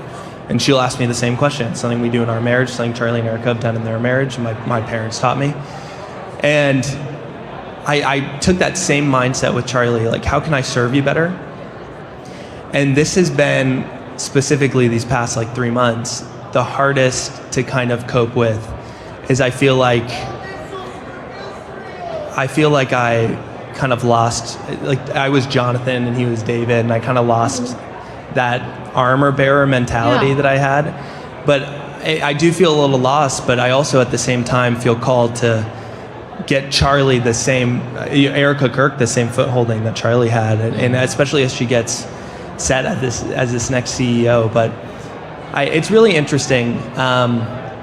Early on, it's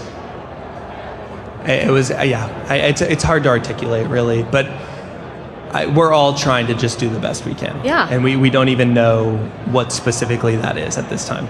But we have the blueprint. We have exactly what Charlie wanted us to do, like AMFEST and YWLS and all these things. And so we're continuing to do it. And Erica says this all the time. She's like, Charlie poured his heart, soul, life, mission, everything he had, he poured into Turning Point USA. So the more we work here, the more we're invested in this, the closer we feel to him, if that makes sense. Yeah. Because we've done this with him for so long. And so we're still with him by doing this. You're still serving him. Yeah, exactly. In a different way. In a different capacity. With that blueprint, can you share with us a little bit about what Charlie's vision for post-2025 America looked like? Yeah. Well, I mean, we talked earlier about how in 2022 he did this 3-year plan. And as he grew in stature and grew in accountability and grew in the man he was, it actually graduated beyond 3 years. It was more of a 5-10 year plan.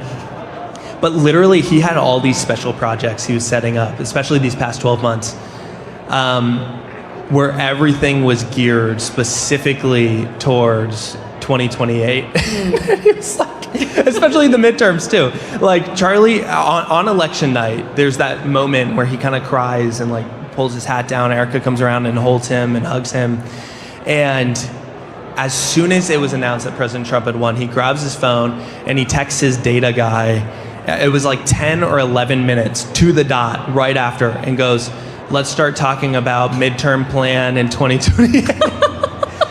Everything. So Charlie. And so we still do have these blueprints, but he was this visionary that set these crazy goals that we never thought we could attain. And we still feel that pressure from him. We feel it all the time. We feel it here at AMFEST. We felt it when we were planning his memorial. We said, where should we do this? And originally we were going to do it at the Desert Diamond Arena. Mm-hmm. It was Erica who was like, no, we need to do it at the Cardinals Stadium. And trust me. And we're like, no, we don't. Are that many people going to show up? And she's like, no, we're going to need both arenas. And so she's really stepped into that visionary role in many aspects, but also the notebooks that Charlie left behind. She calls it her blueprints. He always had a notebook with him, and he was always writing in it on long flights, wherever he was. If he was here right now and you said something he liked, you'd open his notebook and write a little note and star it. And she still has all of those. Wow. And she shared a couple of weeks ago, he had this checklist. It was a 13-point checklist, and it was win the youth vote in a majority of states, all these things. And he had checked off each box, but the 13th point, it said America's turning point, and the box was left unchecked. And Erica was like, this is crazy. And we're like, it's almost like he left that box unchecked because he couldn't check it, because he was America's turning point. In his death, you've seen astronomical numbers of revival, of people getting involved, of people coming to AMFEST for the first time. It's insane. The amount of high school chapters we've started, college chapters we've started, student inquiries to start a chapter. We're starting 50 new chapters a day. That's insane. We were on pace. We would never be on pace to do that. And it's almost like Charlie from heaven is just like keeps pushing all these, he's keeping the pressure on, that leadership pressure we talked about. You have gotten to spend a very, very significant amount of time. Do you want to add anything to that? I'll let him tease it out for a minute, but it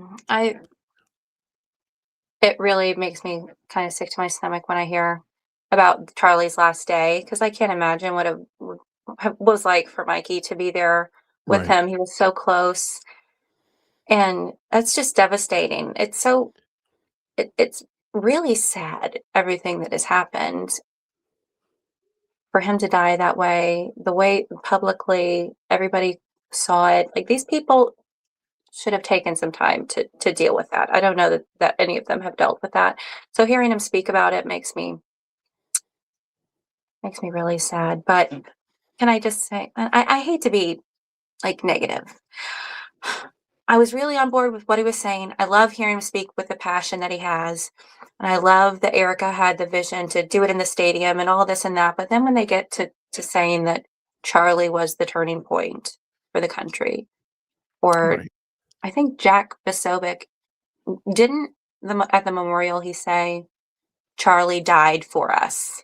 Like I don't want to position anyone as like a savior for the country, as an idol. So I think they're walking a fine line in doing that when they make statements such as those. But for the most part, what he said, it's got to be hard to be in his position, but you could tell that he really, really loved Charlie and wants to do a good job for Charlie. And when he mentioned Jonathan and David, I felt that. But I would just be careful in making Charlie an idol, because it's just another way for people to stumble. What do you think? No, I agree. And I think we have to keep our eyes on Christ. And again, Charlie was God's Charlie. Remember that. He was a man in the hands of a caring and loving God. And he decided, when God decides to remove Charlie from the earth, and that's what he decides to do. We can't be like, we can lament, we can be sad, we can grieve, but I do think we do need to be careful, because we've heard it before. We hear people saying stuff like, "I pray to Charlie, Charlie died for us." There's some interesting doctrines that pop up periodically, and Charlie came to me in a dream. Those kind of things like that. We got to be very careful with that. So at the end of the day, we look to Christ.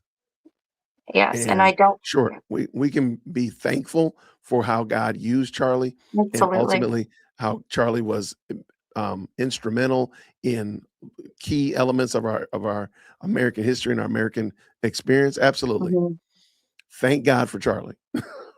Not, Charlie can't be the end of it. We have to look to the God that called Charlie, the God that saved Charlie, not to Charlie. That's where even people on the left, they get lost and they miss out on the fact that God saved sinners. So sure, Charlie wasn't perfect, just like I'm not perfect, just like nobody watching this live stream is perfect. So therefore, when Charlie said something that was out of pocket, I'm not damning him.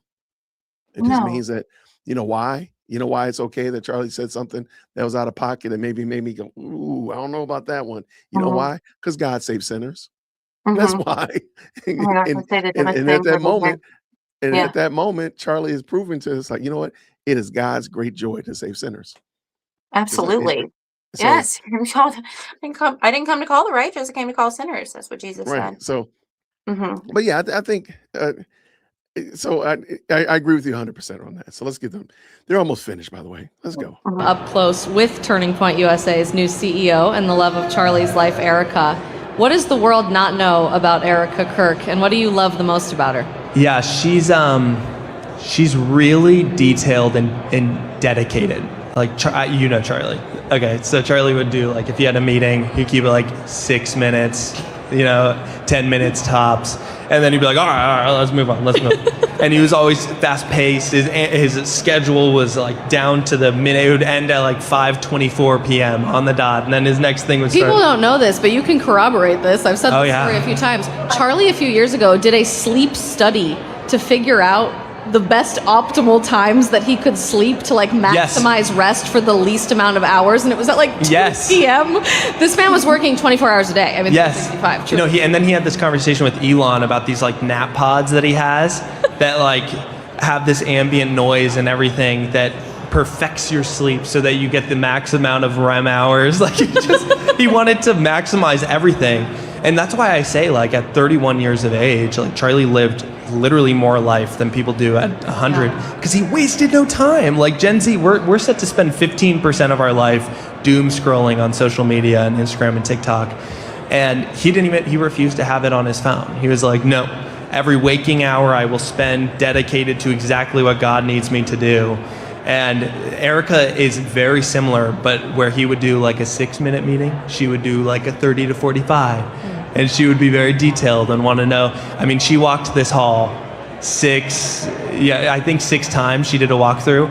And there's certain things she's like, oh, that's bubbling up there, the wrap on the wall, or, you know, we have to make sure there's more lights over here, or let's make sure their booth is perfect. Very detailed. And Charlie had this tradition where the night before AMFEST, he would come out and he would watch the intro video. That was just this epic intro video. And he'd watch it in what he considered the best seat in the house. And then he would, after he watched it, he would go to what he considered the worst seat in the house, and he would play it all over again because he wanted to make sure even the person who was sitting in the worst seat in the house, you still had the AMFEST experience, is what he called it. So Erica continued that tradition the night before opening, and she went all over and made sure the sound was perfect for everyone. And she's very detailed. She's very detailed and dedicated, but truthfully, I have no idea how she's doing it. Like, even I'm exhausted, and she's a huge testament to like this amazing wife that Charlie picked, that honestly, young men and young women strive to be a Charlie and an Erica, because that's quite the relationship. It's awesome. Yeah, my husband and I have had so many powerful conversations, and I'm sure you and your wife have as well, in the last 3 months about, okay, do we need to literally sit down at the end of every day and say, how can I serve you better? What does it mean to literally write a love note to your spouse every single week? You take these things for granted, but it's been a really big wake-up call, I think, to so many families like ours that only exist because of Charlie, that we're never guaranteed 60 years of marriage. We're never guaranteed a lifetime together. So how can we pack that in together? And getting married, Charlie would say, get married young, have more children than you can afford. Like, live out the best chance you can at the American dream, even if the world tries to stop you from doing that. Like, young people in particular, the world is currently trying to stop us from doing that. Like, oh, you can't afford kids. You'll never be able to afford a house. Like, it'll ruin your life. It'll ruin your life. Yo, your college debt, put off kids. You know, young women are like, I'm going to pursue my career until I'm 38 and then I'll get married. And young men are saying, I don't want to marry anybody. I just want to date, and then figure out what I want in my life. And Charlie was the opposite. He brought the hard message, the inconvenient message, the message that you oftentimes don't even want to listen to because it requires action on your part. And he brought that. And young people wanted the challenge. And they still want the challenge. Look how many are here. Yeah, they crazy. Want this. They're seeking this. And it's not easy. It's the path less traveled. Like, it's easy. It's so easy to vote for Zohran Mamdani, who's going to promise that all your problems will be solved, than it is to actually like go and fight to change those problems. Yeah. Like, Zohran, in a way, around the same age as Charlie, was this like leftist, crazy socialist maniac that is kind of the same version of Charlie, but on the complete opposite side of the spectrum. And he's promising solutions through the government that are totally unattainable. And Charlie's promising solutions that require hard work and grit. Zohran does a few campaign, events, and then that's it for him for the day. Charlie will go to college campuses, build an organization, work with he was the most talented fundraiser in the world. He would do the most amount of media that he could. He would host a 3-hour radio show every single day. He did everything that was the most difficult and demanded the most of him, sometimes being away from his kids and his wife, to give to the younger generation what the government could not. That transition of heart yourself, self-discipline and self-governance. I love that. Zohran Mamdani as the anti-Charlie Kirk. I'm going to use that in the future. Mikey, you mentioned something at the beginning of this conversation that I want to close out with today about this need for unity in the movement and how Charlie was the glue. Charlie held people together to a level that we haven't really contemplated. or understood until now, several months out from his death, and navigating what that means for the conservative movement. I worked for many years for Turning Point USA. Now I host this show with the Daily Wire. I do work with a whole different number of organizations in the movement. But how can we accomplish that? In the wake of Charlie's murder and assassination, how can we link arms together to pick up that proverbial microphone together, not in an attempt ever to overcome what Charlie ever left behind for us in his legacy, or try to replace him somehow, but to honor him and honor his legacy? Yeah, I mean, our entire movement is rooted in truth. So you have to think, like, we used to say, like, the left is against common sense. So it's like men can't be women, don't kill babies. Simple things that you think are common sense. And so the right kind of transcends that because it's just ultimate truth. It's simple truths. But as we've progressed as a movement, we've gone really deep in the truth. And when you go deep, it requires a lot of infighting and debates. And in a world of social media where it's easier to just kind of fire off a tweet instead of talking to the person face to face, we've lost this civil dialogue that the conservative movement literally needs in order to move forward. And so Charlie was this coalition builder. Like, he knew all of these people. If there was a problem, he would connect them. If there was a problem, he would reach out to them. I'm going to back this up because I think Mike is articulating something. I think we've said this already, that the problem is Charlie was able to do these things. I just don't know if anybody there is able to do these things. And that's why I think we were saying earlier, they should have pumped the brakes and so on and so forth. Let me bring it back on. Let them finish. Let's do it again. Or to overcome what Charlie ever left behind for us in his legacy, or try to replace him somehow, but to honor him and honor his legacy. Yeah, I mean, our entire movement is rooted in truth. So you have to think, like, we used to say, like, the left is against common sense. So it's like men can't be women, don't kill babies. Simple things that you think are common sense. And so the right kind of transcends that because it's just ultimate truth. It's simple truths. But as we've progressed as a movement, we've gone really deep in the truth. And when you go deep, it requires a lot of infighting and debates. And in a world of social media where it's easier to just kind of fire off a tweet instead of talking to the person face to face, we've lost this civil dialogue that the conservative movement literally needs in order to move forward. And so Charlie was this coalition builder. Like, he knew all of these people. If there was a problem, he would connect them. If there was a problem, he would reach out to them. He was always on his phone. He was always reaching out to people. He was always talking to people. And in his absence, we've saw civil war break out on the right, infighting in the conservative movement. But all it requires is kind of what you saw last night. Like Ben Shapiro going on stage and being a little aggressive, and Russell Brand going on stage and being a little aggressive and funny, and Tucker going on stage and being a little aggressive. And then afterwards, maybe you guys meet up and say, all right, let's hash this out privately. But we've lost the in-person discussion, and I think social media, to a capacity, has kind of ruined our movement when it comes to civil dialogue. Just being honest. Last question for you, and it's a good one. What are you going to miss the most about your friend Charlie? Consistency. Charlie was just the most consistent person. I just, like, the hardest part is, like, picking up your phone and going to text him about something, knowing he will solve the problem for you, and then having all these problems here that you now have to solve without him. That's the thing that I'm gonna honestly miss the most. Like, he was so consistent and he was so loyal. Like, when you gave everything to be a part of the movement and to be a part of his team, like, he was sometimes loyal to, like, his own demise. Like, he literally was the most loyal person you have ever met. Like, if you attacked his friends, like, nothing would stop Charlie from defending him. And that's something I really miss about him. Times I wish I could just call him and have him solve a problem for me. All right. I think the end of that clip was probably the most clear on the point that I think we both have said, that Charlie was just different. He was, you've seen that meme, I'm built different. Charlie was just built different. He just wasn't, he's not like me. He's not like you. I don't think some of the stuff they said about Charlie, I'm like, dog, I don't think I could keep up with that. Maybe when I was 30, maybe I could have gave him a little for his money, but I don't think so. I just don't think I'm built like that. He was just built differently. And I think the way he dealt with people who now we say, I don't know about that. He would have dealt with them differently. Because Yes. I'm just wondering, like, if we had the same group of people on the stage during AMFEST, but Charlie Kirk was alive, Right. It would have I gone wonder what differently. I think it would have run differently. Yeah. They'd have been spaced differently. They'd have came on at different times, different days. You know, you got a Yeah. breakout session on this side. You got to break. I mean, it would have been different. And that's all I'm saying. I'm not trying to say that. Well, I am saying that some of those people should probably not have been on stage, or they should have. I do think there needs to be a culling of the herd.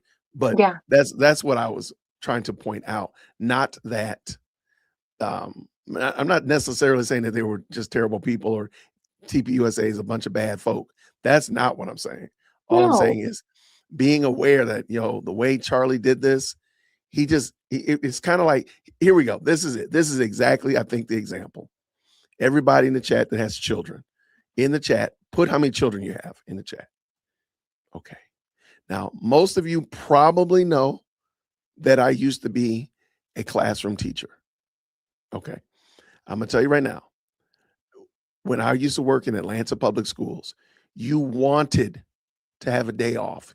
You just wanted to be able to leave. You just wanted that.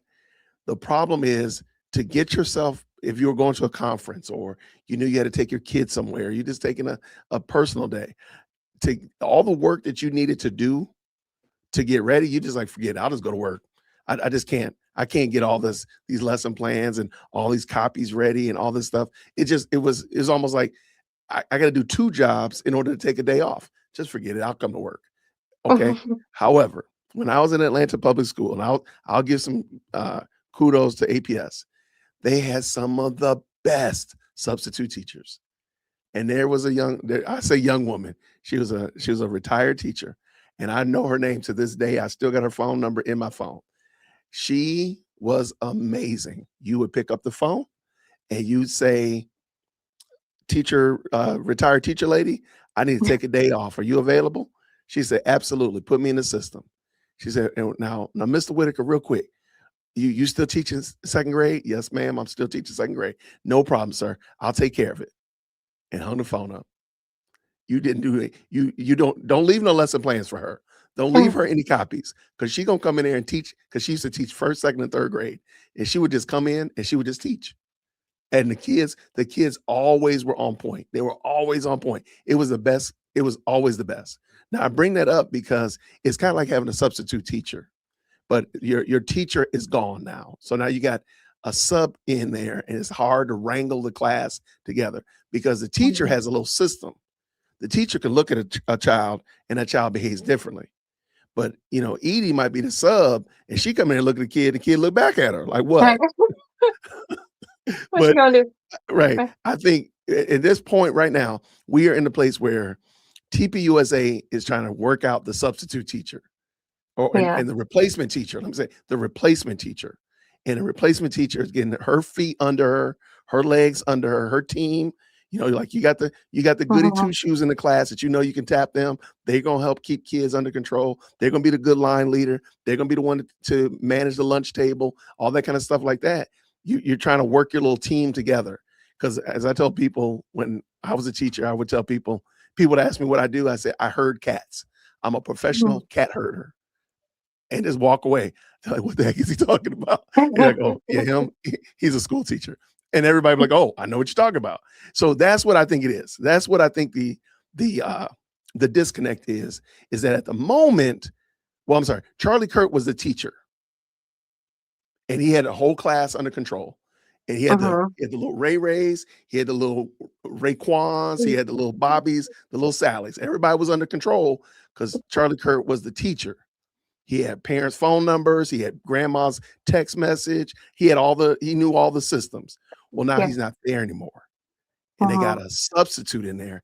And now they're trying to, not saying the substitute is bad. That's the thing. The substitute doesn't have to be bad. And if I'll just say her name, if Miss Hogan had come in, she would have been holding it down. She'd been holding it down. Now, she would not want to have been your teacher for like a month, but but she's been people's long-term subs when teachers were pregnant and stuff like that. She would be like a Mhm. long-term sub. But my point is simply this. I think as we look back at Charlie Kirk, it's just hard for us to understand, and we see it.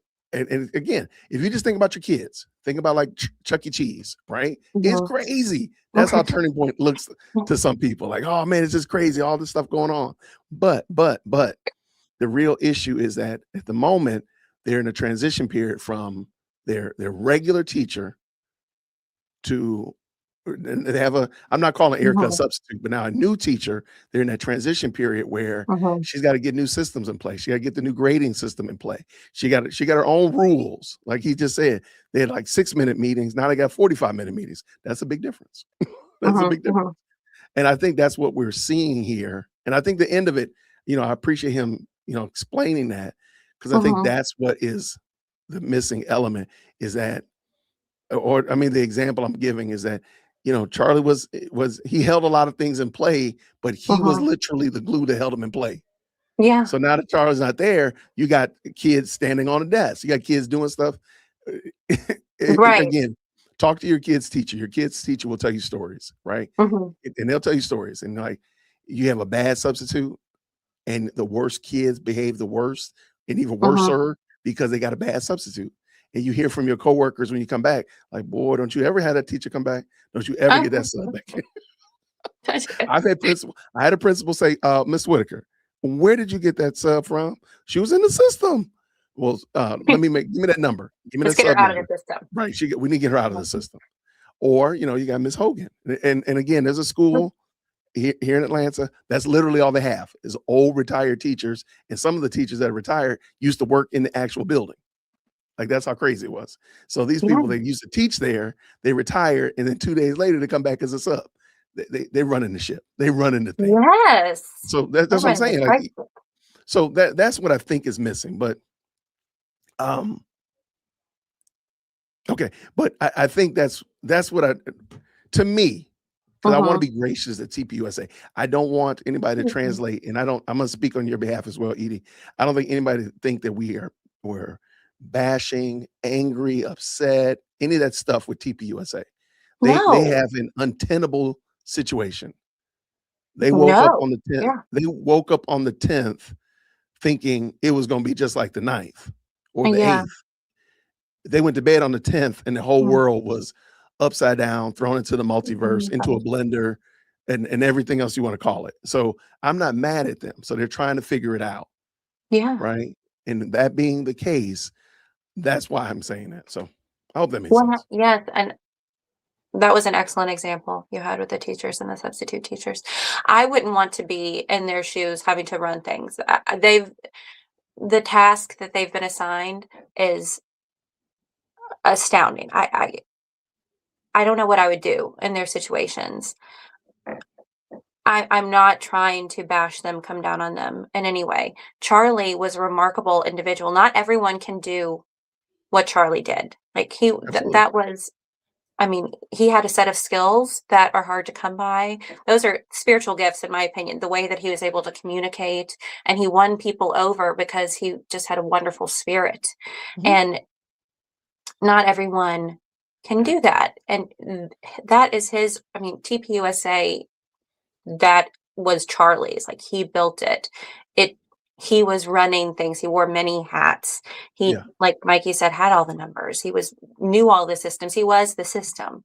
So, in saying that, um, I don't know that it will survive. It's not that I don't want it to survive, but Charlie was, as you said, the glue. And unfortunately, not everyone can wear the hats that he wore. And I think that Erica is so strong and amazing. I again, I don't know what I would. You wouldn't see me. I would be like in a hole somewhere grieving my husband. The strength that she's demonstrated is from the Lord, 100%, in my opinion. And And Mike, go ahead. Sorry, no, no, I I was can't. just gonna no, go ahead. Go ahead. I want you to finish up. I'm sorry. No, and Mikey, the way he was speaking of Charlie, the fact that anyone could say that he had a hand in it, when Candace says that Mikey looked suspicious, you can tell by the way that Mikey was talking that he loved Charlie. he loved Charlie and he looked up to him. And just imagine watching your mentor and your brother in the Lord, die in front of you. For someone to say that he had a hand in it is vile. And it's clear that he loved him and he wants to honor him. And they're all doing their best to honor Charlie. I'm not discrediting them at all for that. They're doing a fantastic job. I'm just saying sometimes things don't work out in the end if you don't have the glue, the right glue. You know what I'm saying? No, I agree with you 100%. And it's just one of those things that I don't know if we are fully understand just all the complexity and such like that. Mhm. But I do want to say this. I think it was super, super cool and dope that they never did mention really anything that happened with Candace. Yeah. I think Right that's there. I want to give them a hat tip that they alluded to some things, but they Yeah. didn't give her any shine, any platform, any room there. And I think that's the right thing to do, the right way to handle it. Is Yes. like just TPUSA, ignore them. And I mean ignore them, like, so don't even engage with her anymore and all that kind of good jazz. So I think they did the right thing in the way Yes. that I agree. was it Isabel Isabel. Mhm. Brown handled it, I think was the right way. She's great. She right. But even more Mhm. than that, it wasn't like a whole, defend yourself fest, but rather Right. just this is how we're trying to wrangle this together. Mhm. And yeah. So no, I love it. Real quick, Mhm. there have been some great comments in this chat, and I just want to say thank y'all so much. Very kind of you all. Thank you. All right. I'm getting a little bit of chastisement as well. Got a little bit of your boy getting chastised. That's cool. Let's go real quick. Ruben said this. Mitch Snow here just wanted to see if anyone needed any body work on their cars. I'm pretty good with a hammer. Ruben, please stop. I don't know if you saw it, but the video came out of Mitch Snow allegedly his story about how his wife locked him in the garage and made it like a torture chamber. It was nothing like that. He was actually the aggressor, and he actually went to jail for that. So Ruben's just being out of control. All right. Thank you, 16 Medic RN, for the very kind, very kind $50 super. Disappointed. Charlie spoke for the last few years about dying before it's done. If he wanted Erica at the helm, so be it. It's disrespectful for y'all to second guess. Charlie wasn't stupid. What a shame to hear this from you. Never thought here. Okay. Before I say anything, you have made another again extremely kind super, and I'm gonna bring that up before I say anything. And I think we've clarified that.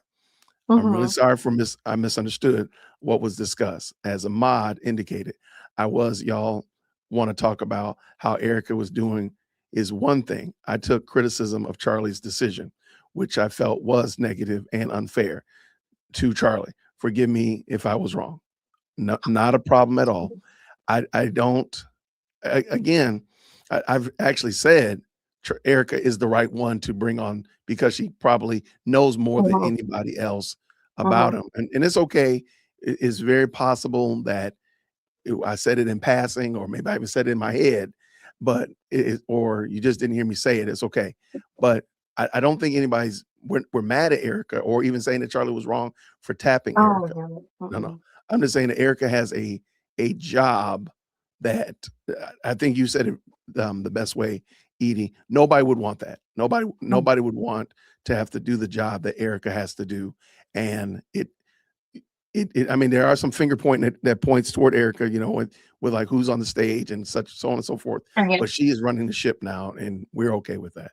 So we're good. Medic RN, 16 Medic RN. Thank you so much for the support of the channel. I think we got to clarify. So Mhm. we all family. Can we get together? We like get a big group hug. Mhm. I think we're okay. I hope so. Black Sigma coming up in here, starting 26 off, acting up. This is the same Mike McCoy who faced massive scrutiny walking away when Charlie got shot. That is true. And again, why didn't Mike McCoy rush to Charlie along with Frank Turek after Charlie got shot? And both of them have expressed and talked about that. So, and at the end of the day, them being in the mix when you got 4 or 5 persons who are trained in that space, would have only mixed it up. Like here's Mhm. another, let me give you another school example. Whenever there's a school fight, whenever there's a fight in school, my students were always told, walk away. Just get away from it. If there's a fight going on, I don't care. All that ooh and all that stuff going on, just walk Mhm. away. Get away from it, because when I come over there and when I break up a fight, if you end up getting slung somewhere, it's not my fault. Go. If a fight breaks out, walk away. Just get away. Same thing with fire drills. I told you a story again about fire drills. My students always knew how to handle and behave during the fire drill. They behaved differently than other kids because my children were always promised, my parents were always promised at the beginning of the year, your child will come home. As best I Mhm. can, your child's going to come home. And I told the story before. I have a classmate who had an event at her school, and she had a child that did not come home. I said, that will Oh my never be God. your story. That will never be your story. So my parents always knew from the beginning of the year, your child is going to behave differently during fire drills and any kind of drills. And I told the story. I had a mom sitting in class one day while there was a fire drill. And the kids all knew when the bell goes off, you put your hands down and you look at Mr. Whitaker.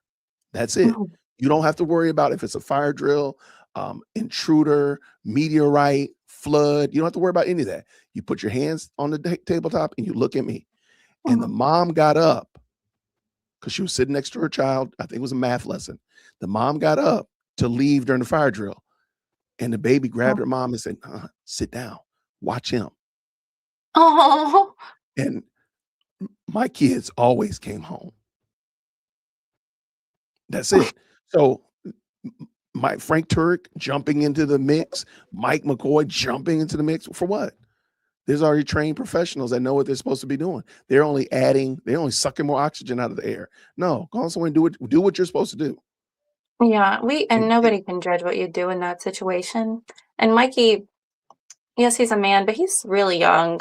I mean, yeah, he's like he's 23, 24. he's young, and he loved Charlie. Can you just imagine? I don't know if everybody has seen the video. Like I mentioned, I'm scarred from watching that video. I wasn't anticipating of Charlie being shot, but just imagine being there real time. It was gruesome and awful. And I mean, some people react that way. They have to look away, they have to walk away. You don't know what you want. I never judge somebody's reaction in Right. situations like that because what would you do? Yeah. Literally, what would you? We don't know what you would do because praise God, you've never been in that situation. So Amen. I don't judge him Uh, based on that. no, I agree. And for the record, there is no Kirk doctrine. If it Oh, okay. was, it would have been on the website. Yeah, I think I don't Just fully something they know said. what was precipitated that, but yeah, shout out. What does Ruben say here? Was it with the candy followers who have Jesus in their bio but spew the most hate? Who is more believable in their faith, Candace or a new convert, Lily Phillips? I'm gonna go Did Lily with Phillip convert? allegedly, but I don't like that at all. Wait, We'll talk about that. she's okay, sorry, Mhm. sorry, that just No, took me. Woo! What? no, we can talk about it, but yeah, I don't neither. I'm gonna have to go with neither. Because I've heard what she's had to say about it, and Oh, there's not okay. signs of like regeneration. It's yeah, but I don't want to turn this Right, into because okay, right. Ooh, I don't want to pull that clip in and have to play that. But y'all can look it up. But I don't. Hey, as I always say, give it time. watch the fruit. Yeah, watch the Look at the fruit for fruit. sure. Um, Follow the fruit.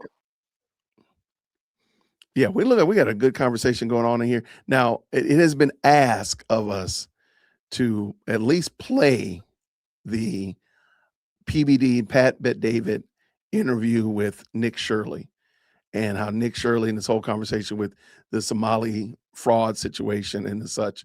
And I have it queued up right here. It's not super long, but I think maybe it'd be an interesting discussion. Have you heard this? And Nick Shirley talks about Charlie Kirk as well. So he gives a little No, bit I've of not his heard. okay. I don't watch that podcast, and I don't know Nick Shirley, so I'm interested to see here. Okay. He's the young guy that goes to political rallies and pretty much everywhere that you would not expect. He just does man on the street interviews and discussions and such like that. It was pretty good. Okay. I'm trying to make sure somebody said that their screen froze. So let me bring this in. I'm gonna just play it. I'm not gonna give a whole bunch of commentary on it. So this is the Patrick Bet David podcast down there. Shout out to Orlando. Drop your green hearts in the chat when you can hear. Let's go. Omar, nobody from the camp has reached out to you at all. No. Have you got any threats, like actual death threats? Yeah, well, in person and also. Can you tell me online. about that? Like, are they messaging you saying we're going to get you? What are they saying to you? Yeah, like they're saying, oh, it's like Kirked. You're going to be Kirked. You're going to be Kirked. That's what they're saying. Yeah, to you. like you're the next. You'll be the next Kirk. And it's just like, are you kidding me? It's not even like I hate what's happening right now.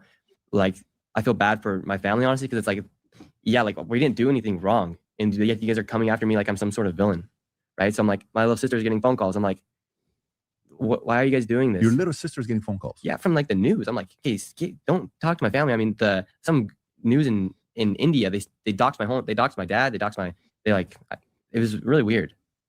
I haven't even told my dad about that because I just don't want to even bother him about it. Well, Dad, you know now.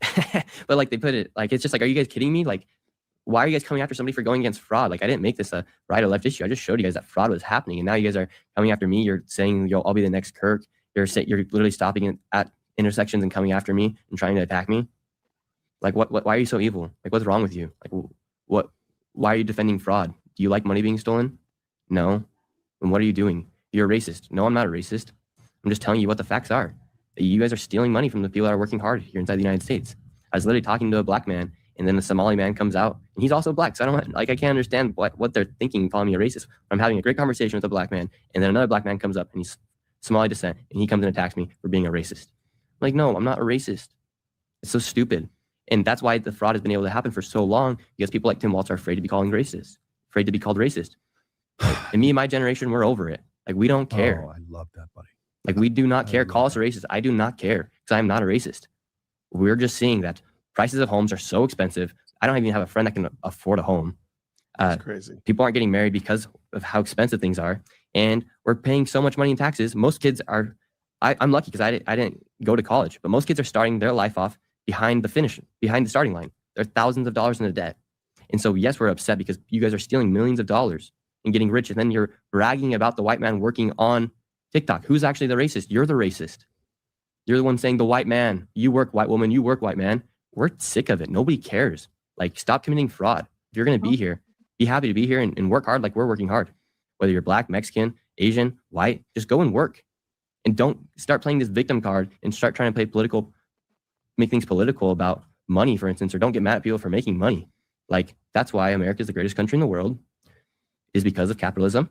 And we had 250 years to do it. All these other countries had thousands of years to do it, but they didn't do it. That's why we have to protect what's ours. No question about. By the way, what was your relationship like with Charlie? He texted me the day before he got shot. Stop it. Yeah, like he invited me on his show. I was actually the last guest to ever go on Charlie Kirk's show before he got shot. Are you kidding me? Yeah. You were the last guest to go on Charlie's show before he got shot and killed. Yeah, it was like an hour before he got shot. Rob, did you know this? No idea. I did not know this.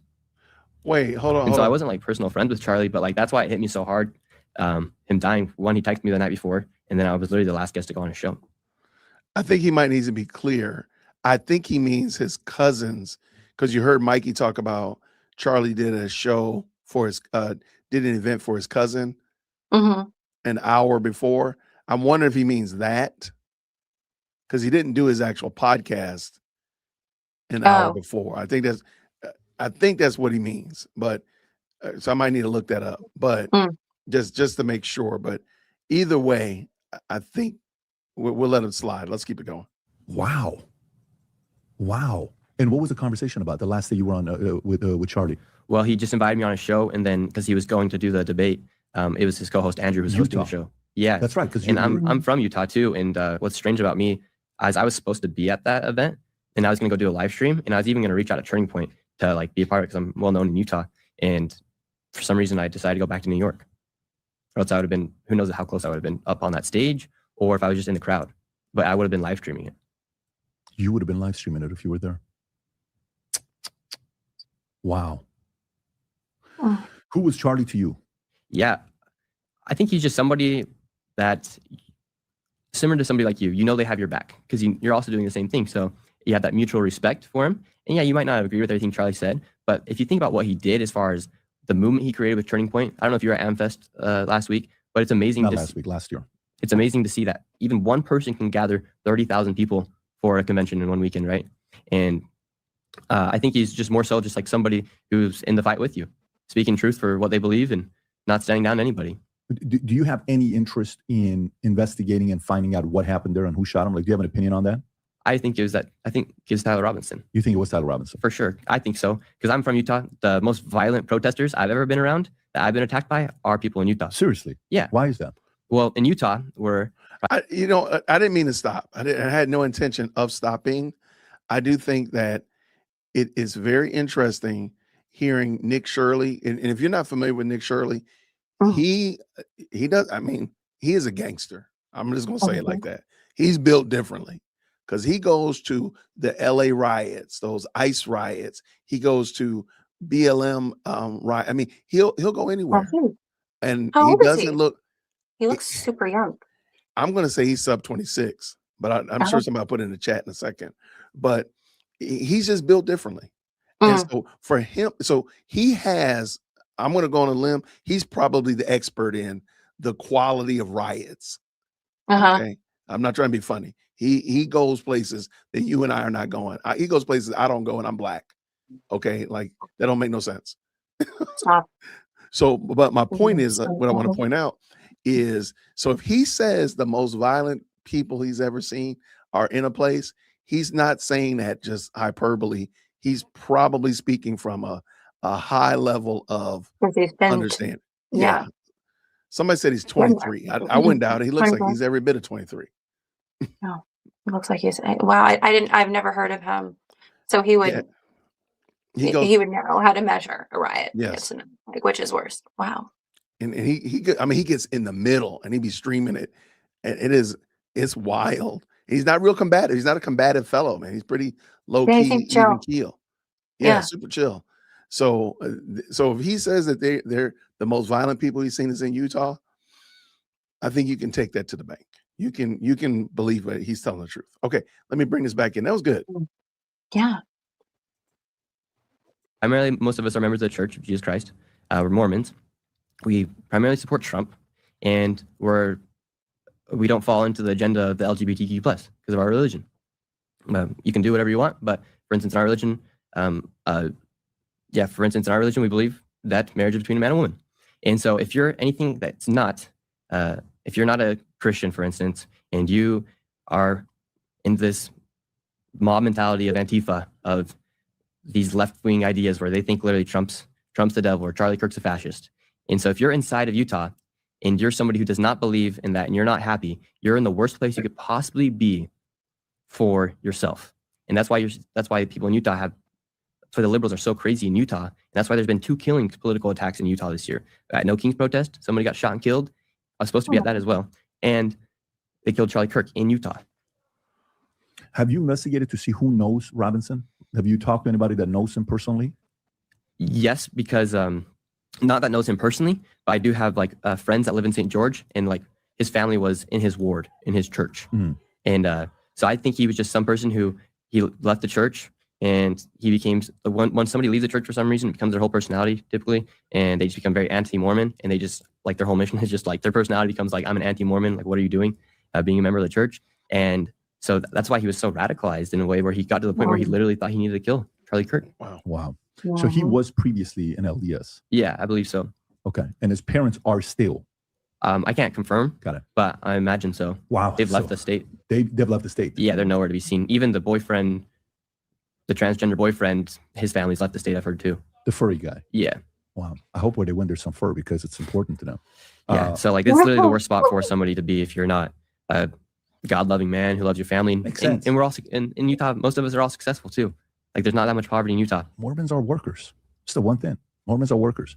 And this guy, obviously, the world, especially us, we want to know more of what happened with him. I want to get to the bottom of it, and I hope they eventually do, because it's causing a lot of uncertainty with certain people. But going back to this, Rob, you had one clip that you were going to play. Go back to that one clip right there. So this clip here is The freezing of the Minnesota. Can you tell us what this clip is, Rob? Yes, this is Minnesota State Representative Kristen Robbins. She talks about Tim Walz and his team actually being proactive in threatening to expose people as racist and Islamophobic if they expose any type of Somalian fraud in Minnesota. And who is she? She is a state representative for the state of Minnesota. And she's over the fraud committee.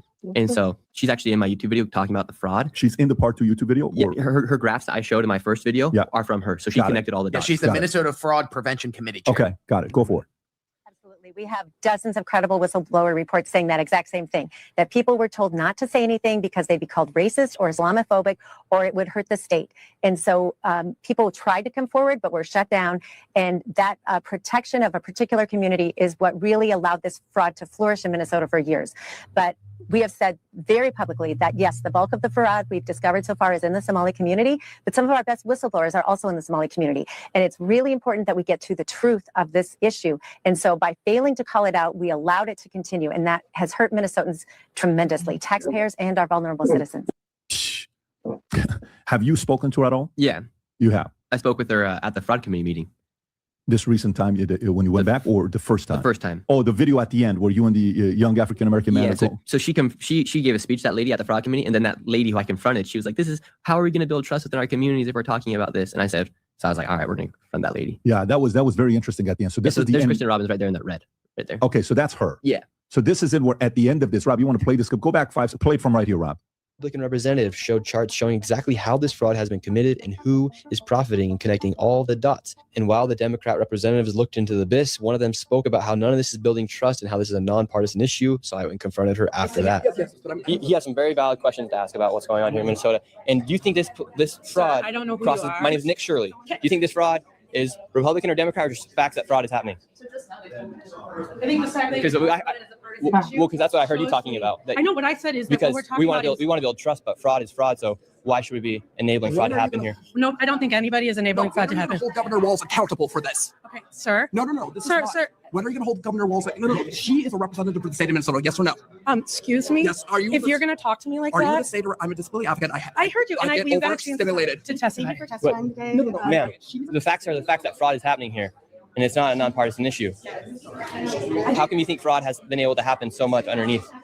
I think if you've been listening to our hearings, we've had now 10 hearings on this. And so there's really good data from the people who both work within the administration as well as who both Democrat and Republicans. I think what you heard today is that the Republicans who control this committee are not actually interested in solving fraud. What they're interested in is telling a story. This fraud has happened underneath Democrat leader Tim Walz. There has been Medicaid fraud across the country under Democrats and Republicans. There's fraud within the Trump administration. We have is fraud. Public-private providers have made government a mark. And so every person running government, Democrats or Republicans, are dealing with the issue of how to keep fraudsters out of our public payment. We're also dealing with veterans. We're dealing with consumers. I hope you're looking at that. If you look at United Health, currently is being charged with defrauding Medicare. You know who runs Medicare? President Trump. Medicaid fraud is a 50-state issue. And so, again, it is not a partisan issue. There are Democrats and Republicans who are sitting in that committee talking about it. But what you did here was the Republican chair say she's not turning information over to the one person in government who can stop payment. And I hope you print that. Thank you for coming today. Okay. Well, you pause it right there. I mean, you see wow. That. How do you process that afterwards when you hear her saying that? I'm like, are you kidding me? Like, you just try to blame it on Trump? Like, can you not admit fraud? She literally admitted fraud was taking place right there. They all know fraud is happening in Minnesota. So why didn't they stop it? Yeah, I don't know. By the way, this is the poll on, where are we at on the poll with the podcast? Oh, wow. At 12,000, it's still at 49%. Well, let me go to X. Look what X is. X is even higher. The people who are on X are even more skeptical than YouTube. 63.7% think nothing. Okay, which is more likely to happen to Governor Tim Walz? Tim Walz resigns. That looks like 13. Tim Walz goes to jail 7. Tim Walz reelected 15. Nothing happens 63.7%. Wow. Nothing happens. Yeah, that is crazy work. Nothing's going to happen. Yeah, she literally said 16% think he's going to get reelected. I'm sorry, go ahead. I'm sorry, friend. No, he said, how do you feel about fraud happening here? Fraud is happening everywhere. What do you think? How do you feel about it happening? The fraud is happening what about everywhere. the fraud that's happening in your home? That's a candy response. Yeah, What do you mean? that's some Happening epic everywhere. whataboutism. That's when you throw in the whataboutism and you flood it with so many whatabouts that you can't solve it. But like, and that's where the example of sweep outside your own doorstep Yeah. comes into play. Like, take care of Minnesota. We can't worry about what's going on in Utah. We can't I worry about what's know. going on in Florida or Texas. Take care of Minnesota. Why y'all allowing this? I And didn't know about this kid. He's good. I mean, he yeah, even opened the door for her. It's okay, let me right. I mean, he's even being a gentleman. He's even being a gentleman. Only 7.5% think he's going to go to jail. On YouTube, 15% think he's going to go to jail. On X, 12.8% think he's going to resign. On YouTube, 23% think he's going to resign. I don't know. I don't know what's going to happen here, but the reality of it is he's exposed. What the U.S. government, have you spoken to anybody and asked them the question of what the U.S. government has the power to do to Waltz and how that speed is going to be? Is it a slow process? Have you asked anybody these questions of what can happen to Waltz? Not specifically about Waltz, but I've asked him, like, how come, like, in the federal government, when we talk about, like, what's happening inside our states, why can't we just go in and solve the fentanyl issue, for instance? And pretty much this, like, we're seeing how much power states actually have inside the government when Trump wants to go and clean up a state for crime, right, and governors block it. Yeah. So you're seeing, like, how judges can quite literally block and postpone stuff so long to the point where a lot of stuff just doesn't even happen, or sometimes people probably get discouraged to the point it's like, why even try? And so, like I said before, I think they're just going to have to come up with a case that's so solidified that when the evidence is provided, that they can't even, there's no debate for it. But what's worrisome is in Minnesota, they found a man guilty of $7 million in fraud. He was found guilty. The judge then reversed it after he had been found guilty. So, like, they're all in on this fraud. Like, when have you ever seen somebody get committed for $7 million of fraud and then walk free after he was committed? This is the one right here. Minnesota judge slammed for overturning conviction of a pair involved in Medicaid fraud. Yes. And this is yesterday. This is 2 days ago. Go a little bit lower, Rob. So $7 million. How much you just $7 million? Yeah, right there. A judge in Minnesota is currently facing back for overturning conviction of over $7 million of a couple who were found guilty of misusing Medicaid funds to fund a rich lifestyle. Oh, Rob, is this the one with the cars and the houses and the travel and the luxury homes, or is that a different story? That's a separate story, but same fraud, It's a same separate type fraud. of fraud, just different people, different perpetrators that were. It's doing a it. So this different is not the same fraud. people. No. And where are they from that did this? Abdifa Yosef sounds like an American name. So if you want to see where our friend here is from, Abdifa, go Look to at the images. judges. It's like, why would she overturn that? I don't think. Yeah. Former Al-Shabaab recruit turned witness to face deportation. Go back to that one right there. You found something interesting. Click on that. What date is that? Oh, that's 10 years ago. Former Twin City man who joined terror group in Somalia, later became a star witness for the United States government, will be released from prison on Thursday. I would not be surprised if that's the same man. If this is the same man. Like, but he isn't a free man. So Abdifa Yosef Asi is the first person to finish serving time for a terror-related charge as part of his expansive federal investigation into Al-Shabaab recruitment in Twin Cities. Because he is not a U.S. citizen, has been convicted of felony. Federal immigration enforcement officials took him to custody Thursday and into removal proceedings. Said said an immigration judge will hear. Rob, do you have the other story of the folks who used the money to? Let's see if I got it here. There you go. So Minnesota scammers spent kids' food aid on luxury cars, jewelry. This is December 12th News Nation story. If you have it, there you go. That's the one right there. This is funding or feeding our future. Yeah. This is feeding our future. Yeah. Text messages recovered by investigators depict individuals flaunting their wealth, including one photo showcasing a box containing $250,000 in cash. They used this money that was supposed to be used for feeding children to buy houses in Minnesota, resort property, and real estate in Kenya and Turkey, luxury cars, commercial property, jewelry, and much more. Former U.S. Attorney Andrew Lugger said when announcing the indictments in September 2022. I mean, this is just insane at this point. And investigators also uncovered evidence of international money transfers with millions wired to accounts in China and Kenya. One text message instructed, please send $1,000 to Mogadishu, Bakara, referring to a market in Somalia previously controlled by Al-Shabaab, an Al-Qaeda affiliate. The location was also the site of the 1993 Black Hawk Down incident in which 18 U.S. service members were killed. Oh, yeah. Are you kidding me? Like, we're funneling money and sending money to people who literally hate us. Oh. I don't know, man. I mean, what is the latest, Rob? What is the latest? Like, has anything even happened today? You know how the president has a reputation on Christmas Day to attack Nigerian ISIS? You know, Trump hasn't said anything so far. He hasn't said anything? Not referring to my video, no. Zilch. Yeah, zilch. So how do you think? I think he's either coming up with something where it's so solidified where something major happens. And I mean, Pam Bondi came out with what she said, where over 90 people have been so far prosecuted, or they've gotten 90 people and 60 of them had admitted to fraud. But I don't 60 think of them had admitted to fraud. Yes, found guilty. I don't know if that was of this week or if those were prior people, but I mean, I literally just threw the administration a layup to go in and really get people back on their side.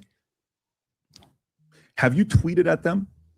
Have you sent a tweet at Kash Patel and the president and Pam Bondi and just saying something like Mayor Suarez said?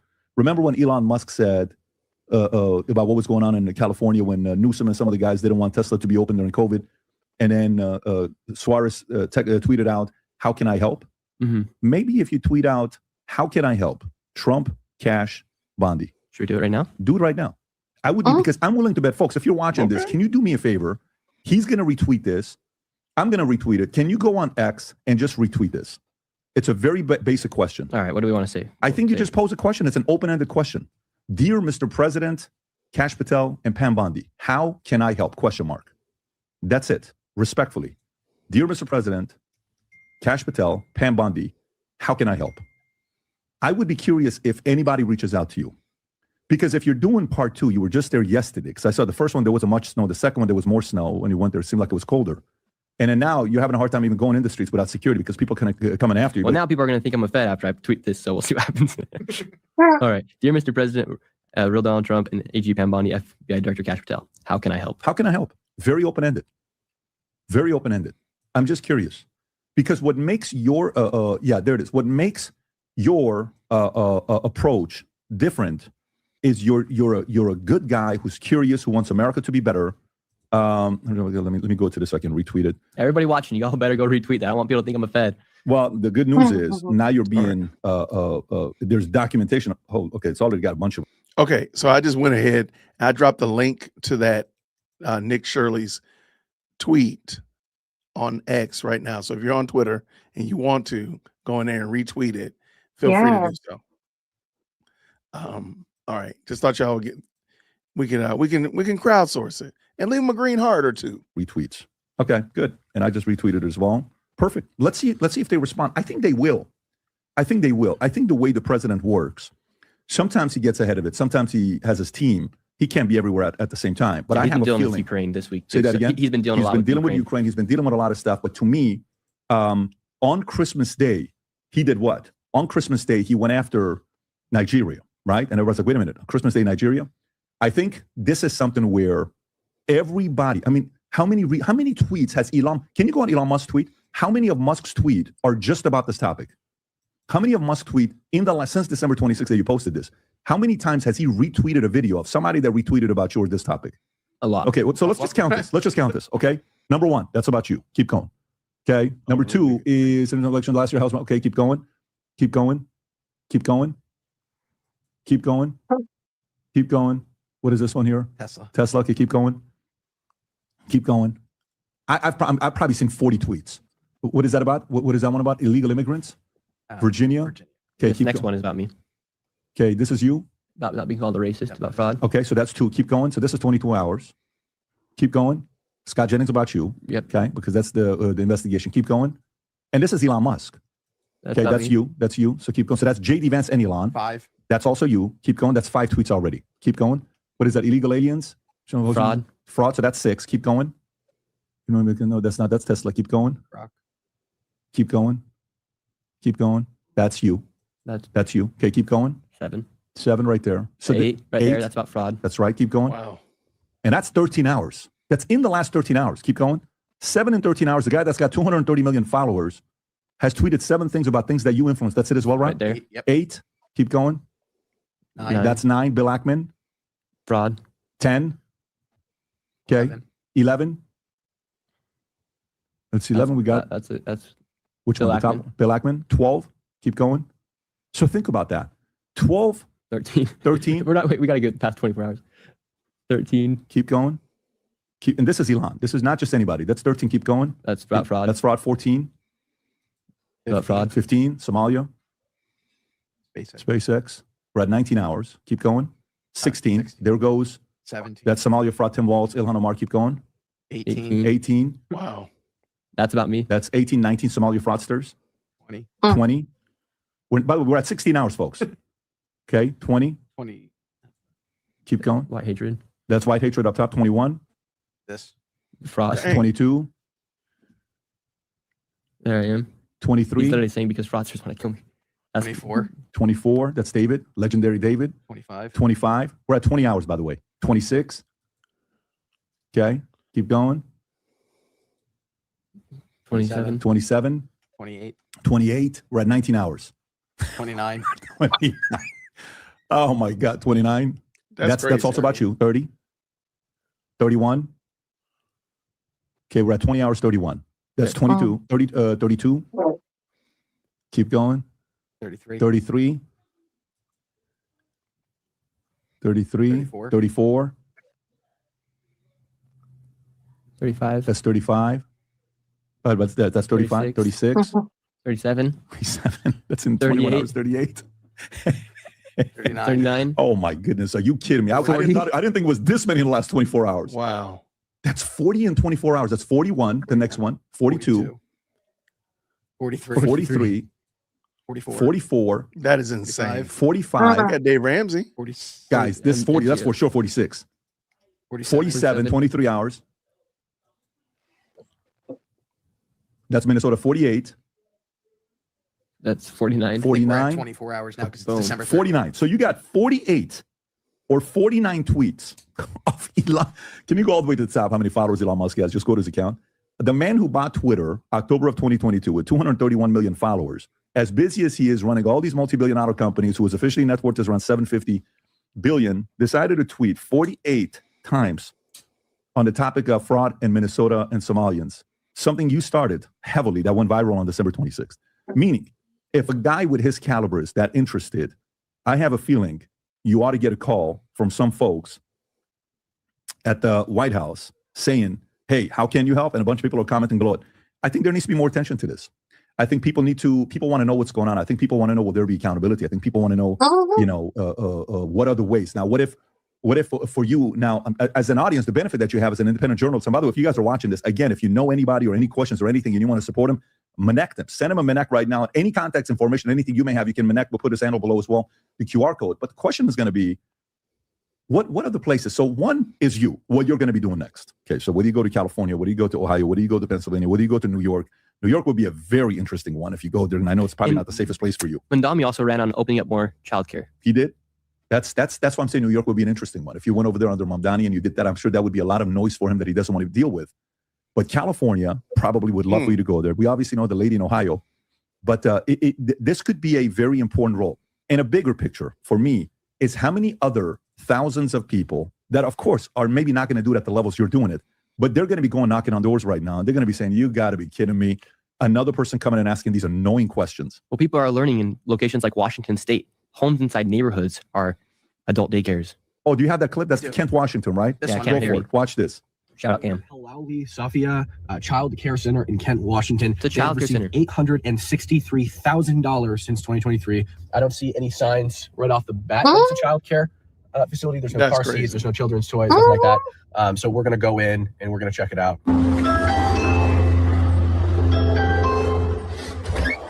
Hi, is this Halauli childcare? No, there's no childcare here. Okay, God, thanks so much. Always the woman to come up and answer the door. All right, guys, we're just at Halauli, what's allegedly Halauli Child Care Center in Kent, Washington, which is right behind me right here. I went up to the door, the exact address listed on the state website, receiving over $800,000 in 2023. They claim there's no child care here. A couple $100,000 for the cars. I went and tried to ask neighbors if there was daycare there. Nobody answered, but I could see the people who lived in that house peeling the curtains back because just like all the other places, all the curtains were drawn. You couldn't see in or anything. They were peeling the curtains back and watching me as I walk around to the neighbors' houses, and they're scrambling and yelling, and I can hear them. What's up with that? Pretty weird. So I'm out of the field now. I'm back at the house, and I'm looking at this Halauli Safia children's daycare on their government webpage. And their licensed capacity is 9, just like the other place. And their total available slots, meaning the total amount of children they can take on, is 6. Meaning this daycare is only serving 3 children. I mean, I think it's likely they're not serving any children, considering they told me they're not a daycare. But at most, there could be 3 children being served by this place, and they're raking in $800,000. That's crazy. Can you imagine being I've now pulled up one of their inspection reports. Who wouldn't go into this business? What you see is, again, short-term, long-term, serious, and immediate risks. The government defines serious and immediate risks as risks that pose serious risk of injury, illness, or even death for children that attend these daycares. And this is the most recent inspection report with no indication that it's been corrected or fixed. And they're still raking in hundreds of thousands of dollars. I don't understand how this is possible. A normal inspection report for one of these daycares is like 2 pages long. You can So stop look it at right this. there. Just go. So this is now going to be a new business model of people going. So which means imagine how many people that are not in Minnesota who are conducting the same exact scam in different markets have seen this and are now saying, hey man, we better get legit quick because someone's going to come and knock on our doors. Exactly. Like people, they should be worried because there are so many of these all across the country, even in Maine, from Maine to Washington State, all the way across the country. There are thousands of these daycare centers. And me and you, we operate a business, right? Mine's my YouTube channel. Yours is this podcast and everything else you create. Who opens up a business thinking that we have to provide some sort of value to make a profit? These people are not providing any value. They're just receiving money, right? It makes absolutely no sense. Yeah, I mean, listen, it really does make no sense. But like, why are we giving money to these people? Like, it's so funny. I saw this on X yesterday. Someone said, okay, so say these daycares are still operating. Does anybody else have a problem that daycares are receiving $1.8 million while middle-income families are paying thousands of dollars for childcare for their children for daycare? Yes. Like, they need to stop all this daycare stuff. It's just millions of dollars. Oh, the rage. I know people in Washington State who pay $70,000 a year for their child to go to daycare. For daycare. For daycare. Yeah, I mean, look, at the end of the day, I believe one of the reasons why this went as viral as it did is because the average family is sitting there saying, what are you talking about? What are you talking about? What are you talking about? I'm busting my tail. I'm following the law. I'm doing everything I can. And another country is going to come here, take advantage of our system, steal from us, and they get away with it. And a governor from Minnesota protects these people. How's that even possible? And then calls racist for calling it out. Yeah, and then calls racist for calling it out. Well, look, when is your next clip going to come out? Yeah, so I gotta get home to be able to make it. Okay, you got to go home and edit. Yeah, but it will be so, people will be so shocked by what we discovered because with all these daycares, healthcare, and childcare, there's a whole aspect that keeps the whole entire thing running, and that's what we're gonna be exposing in this next one. I love it. Because they know where they can get the money from because they're using welfare money, so they have all these systems, but they need something specifically to be able to keep the spin rolling. And so that's what we're talking about. So how can people help? People are watching right now. They're like, Nick, we love your work. How can we help? How can they help? Yeah, so I think the most important thing, obviously, is to watch, subscribe, and share. Follow wherever you see it. If you would like to support monetarily or financially, you can donate. I have tips on my X, or you could just go and cop and get yourself a quality layering hoodie. But yeah, for me, the most important thing is for people to be watching and sharing. And like I said at the beginning of this podcast, this video that I created is the most viewed video by anybody by the name who's not Mr. Beast that's ever been on the internet in a long form content. There's been clips that have gone 100 million views here and there. Wow. There's never been a 42-minute expose of widespread fraud here in the United States that's received over 100 million views. That's crazy work. Shout out. Crazy.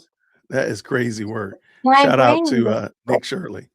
So you didn't know about Nick. You didn't know about Nick. No, I know. I'll be following him from now on. He's fantastic. But the whole thing, what do you mean? How many daycares did he say were in thousands? Thousands. Yeah, thousands. That's crazy. There were no children there. No, this isn't a daycare. What? What do you mean? That's out of control. Out of control. The people. The audacity. The nerve. The audacity. What do you mean? Yeah, my friends, all of my friends I don't have children, but all of my friends who have children, they're like, it's $1,000 a week for daycare, girl. It's $1,000 a week for a good daycare. Yeah, for little people. Yeah. What? Yeah. We haven't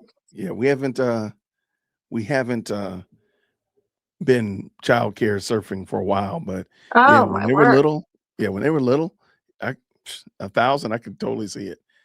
I'm sure it's probably more now than when it was. No, and then they still have to take their own, like, they have to supply their own milk. Usually supply their own food. Milk, yeah, you're paying $1,000 a week. Supply their own food if they have a bottle. Yeah. Oh my word. Yeah. Yeah. Golly gee, your girl is floored over here. 60 daycares in one neighborhood. Man, ain't that many kids in one neighborhood. Mm-hmm. Wow. Colleen Penner, thank you for pointing that out. 60 daycares in one neighborhood. Yeah, just ruined our day. All right. Hey, by the way, Paramount Tactical has some guests on. PSYOP behind Candace Owens, evidence of foreign intel and cyber operations.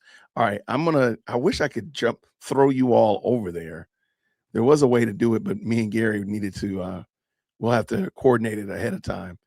But because I in a perfect world, when I end this stream, everybody would just be pushed over into Gary's chat. So let me leave the description, the link in the chat, so y'all can go check it out. I have got to get ready to get up in the morning because I'm taking Chief Executive second born out of town in the morning, so I got to get into bed. But everybody, Well, thank you so much for having me on. No problem. Thank you for love it. following through. Group therapy is so much fun. And thank you everybody for watching. And I hope you all have a great night. You got it. Hey, hang around for a second. Oh. Okay. All right. Everybody, thank y'all so much for rocking with me. Hey, by the way, thank you, Eidye, with a very kind $20 super sticker. No question, no comment, just pure love of the game. Thank you so very much for that. I appreciate it. And I appreciate each of y'all for tapping in with us. I'm going to just go ahead and tell you how to go jump over to Gary's. Looks like he's got 3 guests. I don't know what they're specifically talking about, but I'll try to listen to it tomorrow while I'm driving. But y'all, thank you so much again for a fantastic and, dare I say, wonderful 2025. I'm looking forward to a great 2026 with you all, Lord willing. We're going to have some great content, more great guests, excellent content, and such like that. So thank you again, everybody. I'll see y'all over there on Gary's channel. Until next time, everybody, grace and peace. Thank you so much for tuning in to another episode of the Jay Whitt Podcast. If you enjoyed today's show, please do me a favor and hit me up with that 3-piece special. Like the video, subscribe, and of course, share it with somebody who would also enjoy this type of content. And make sure you leave a comment because I do pin the best comments to the top. So thank you so much for tuning in today. And until next time, everybody, grace and peace.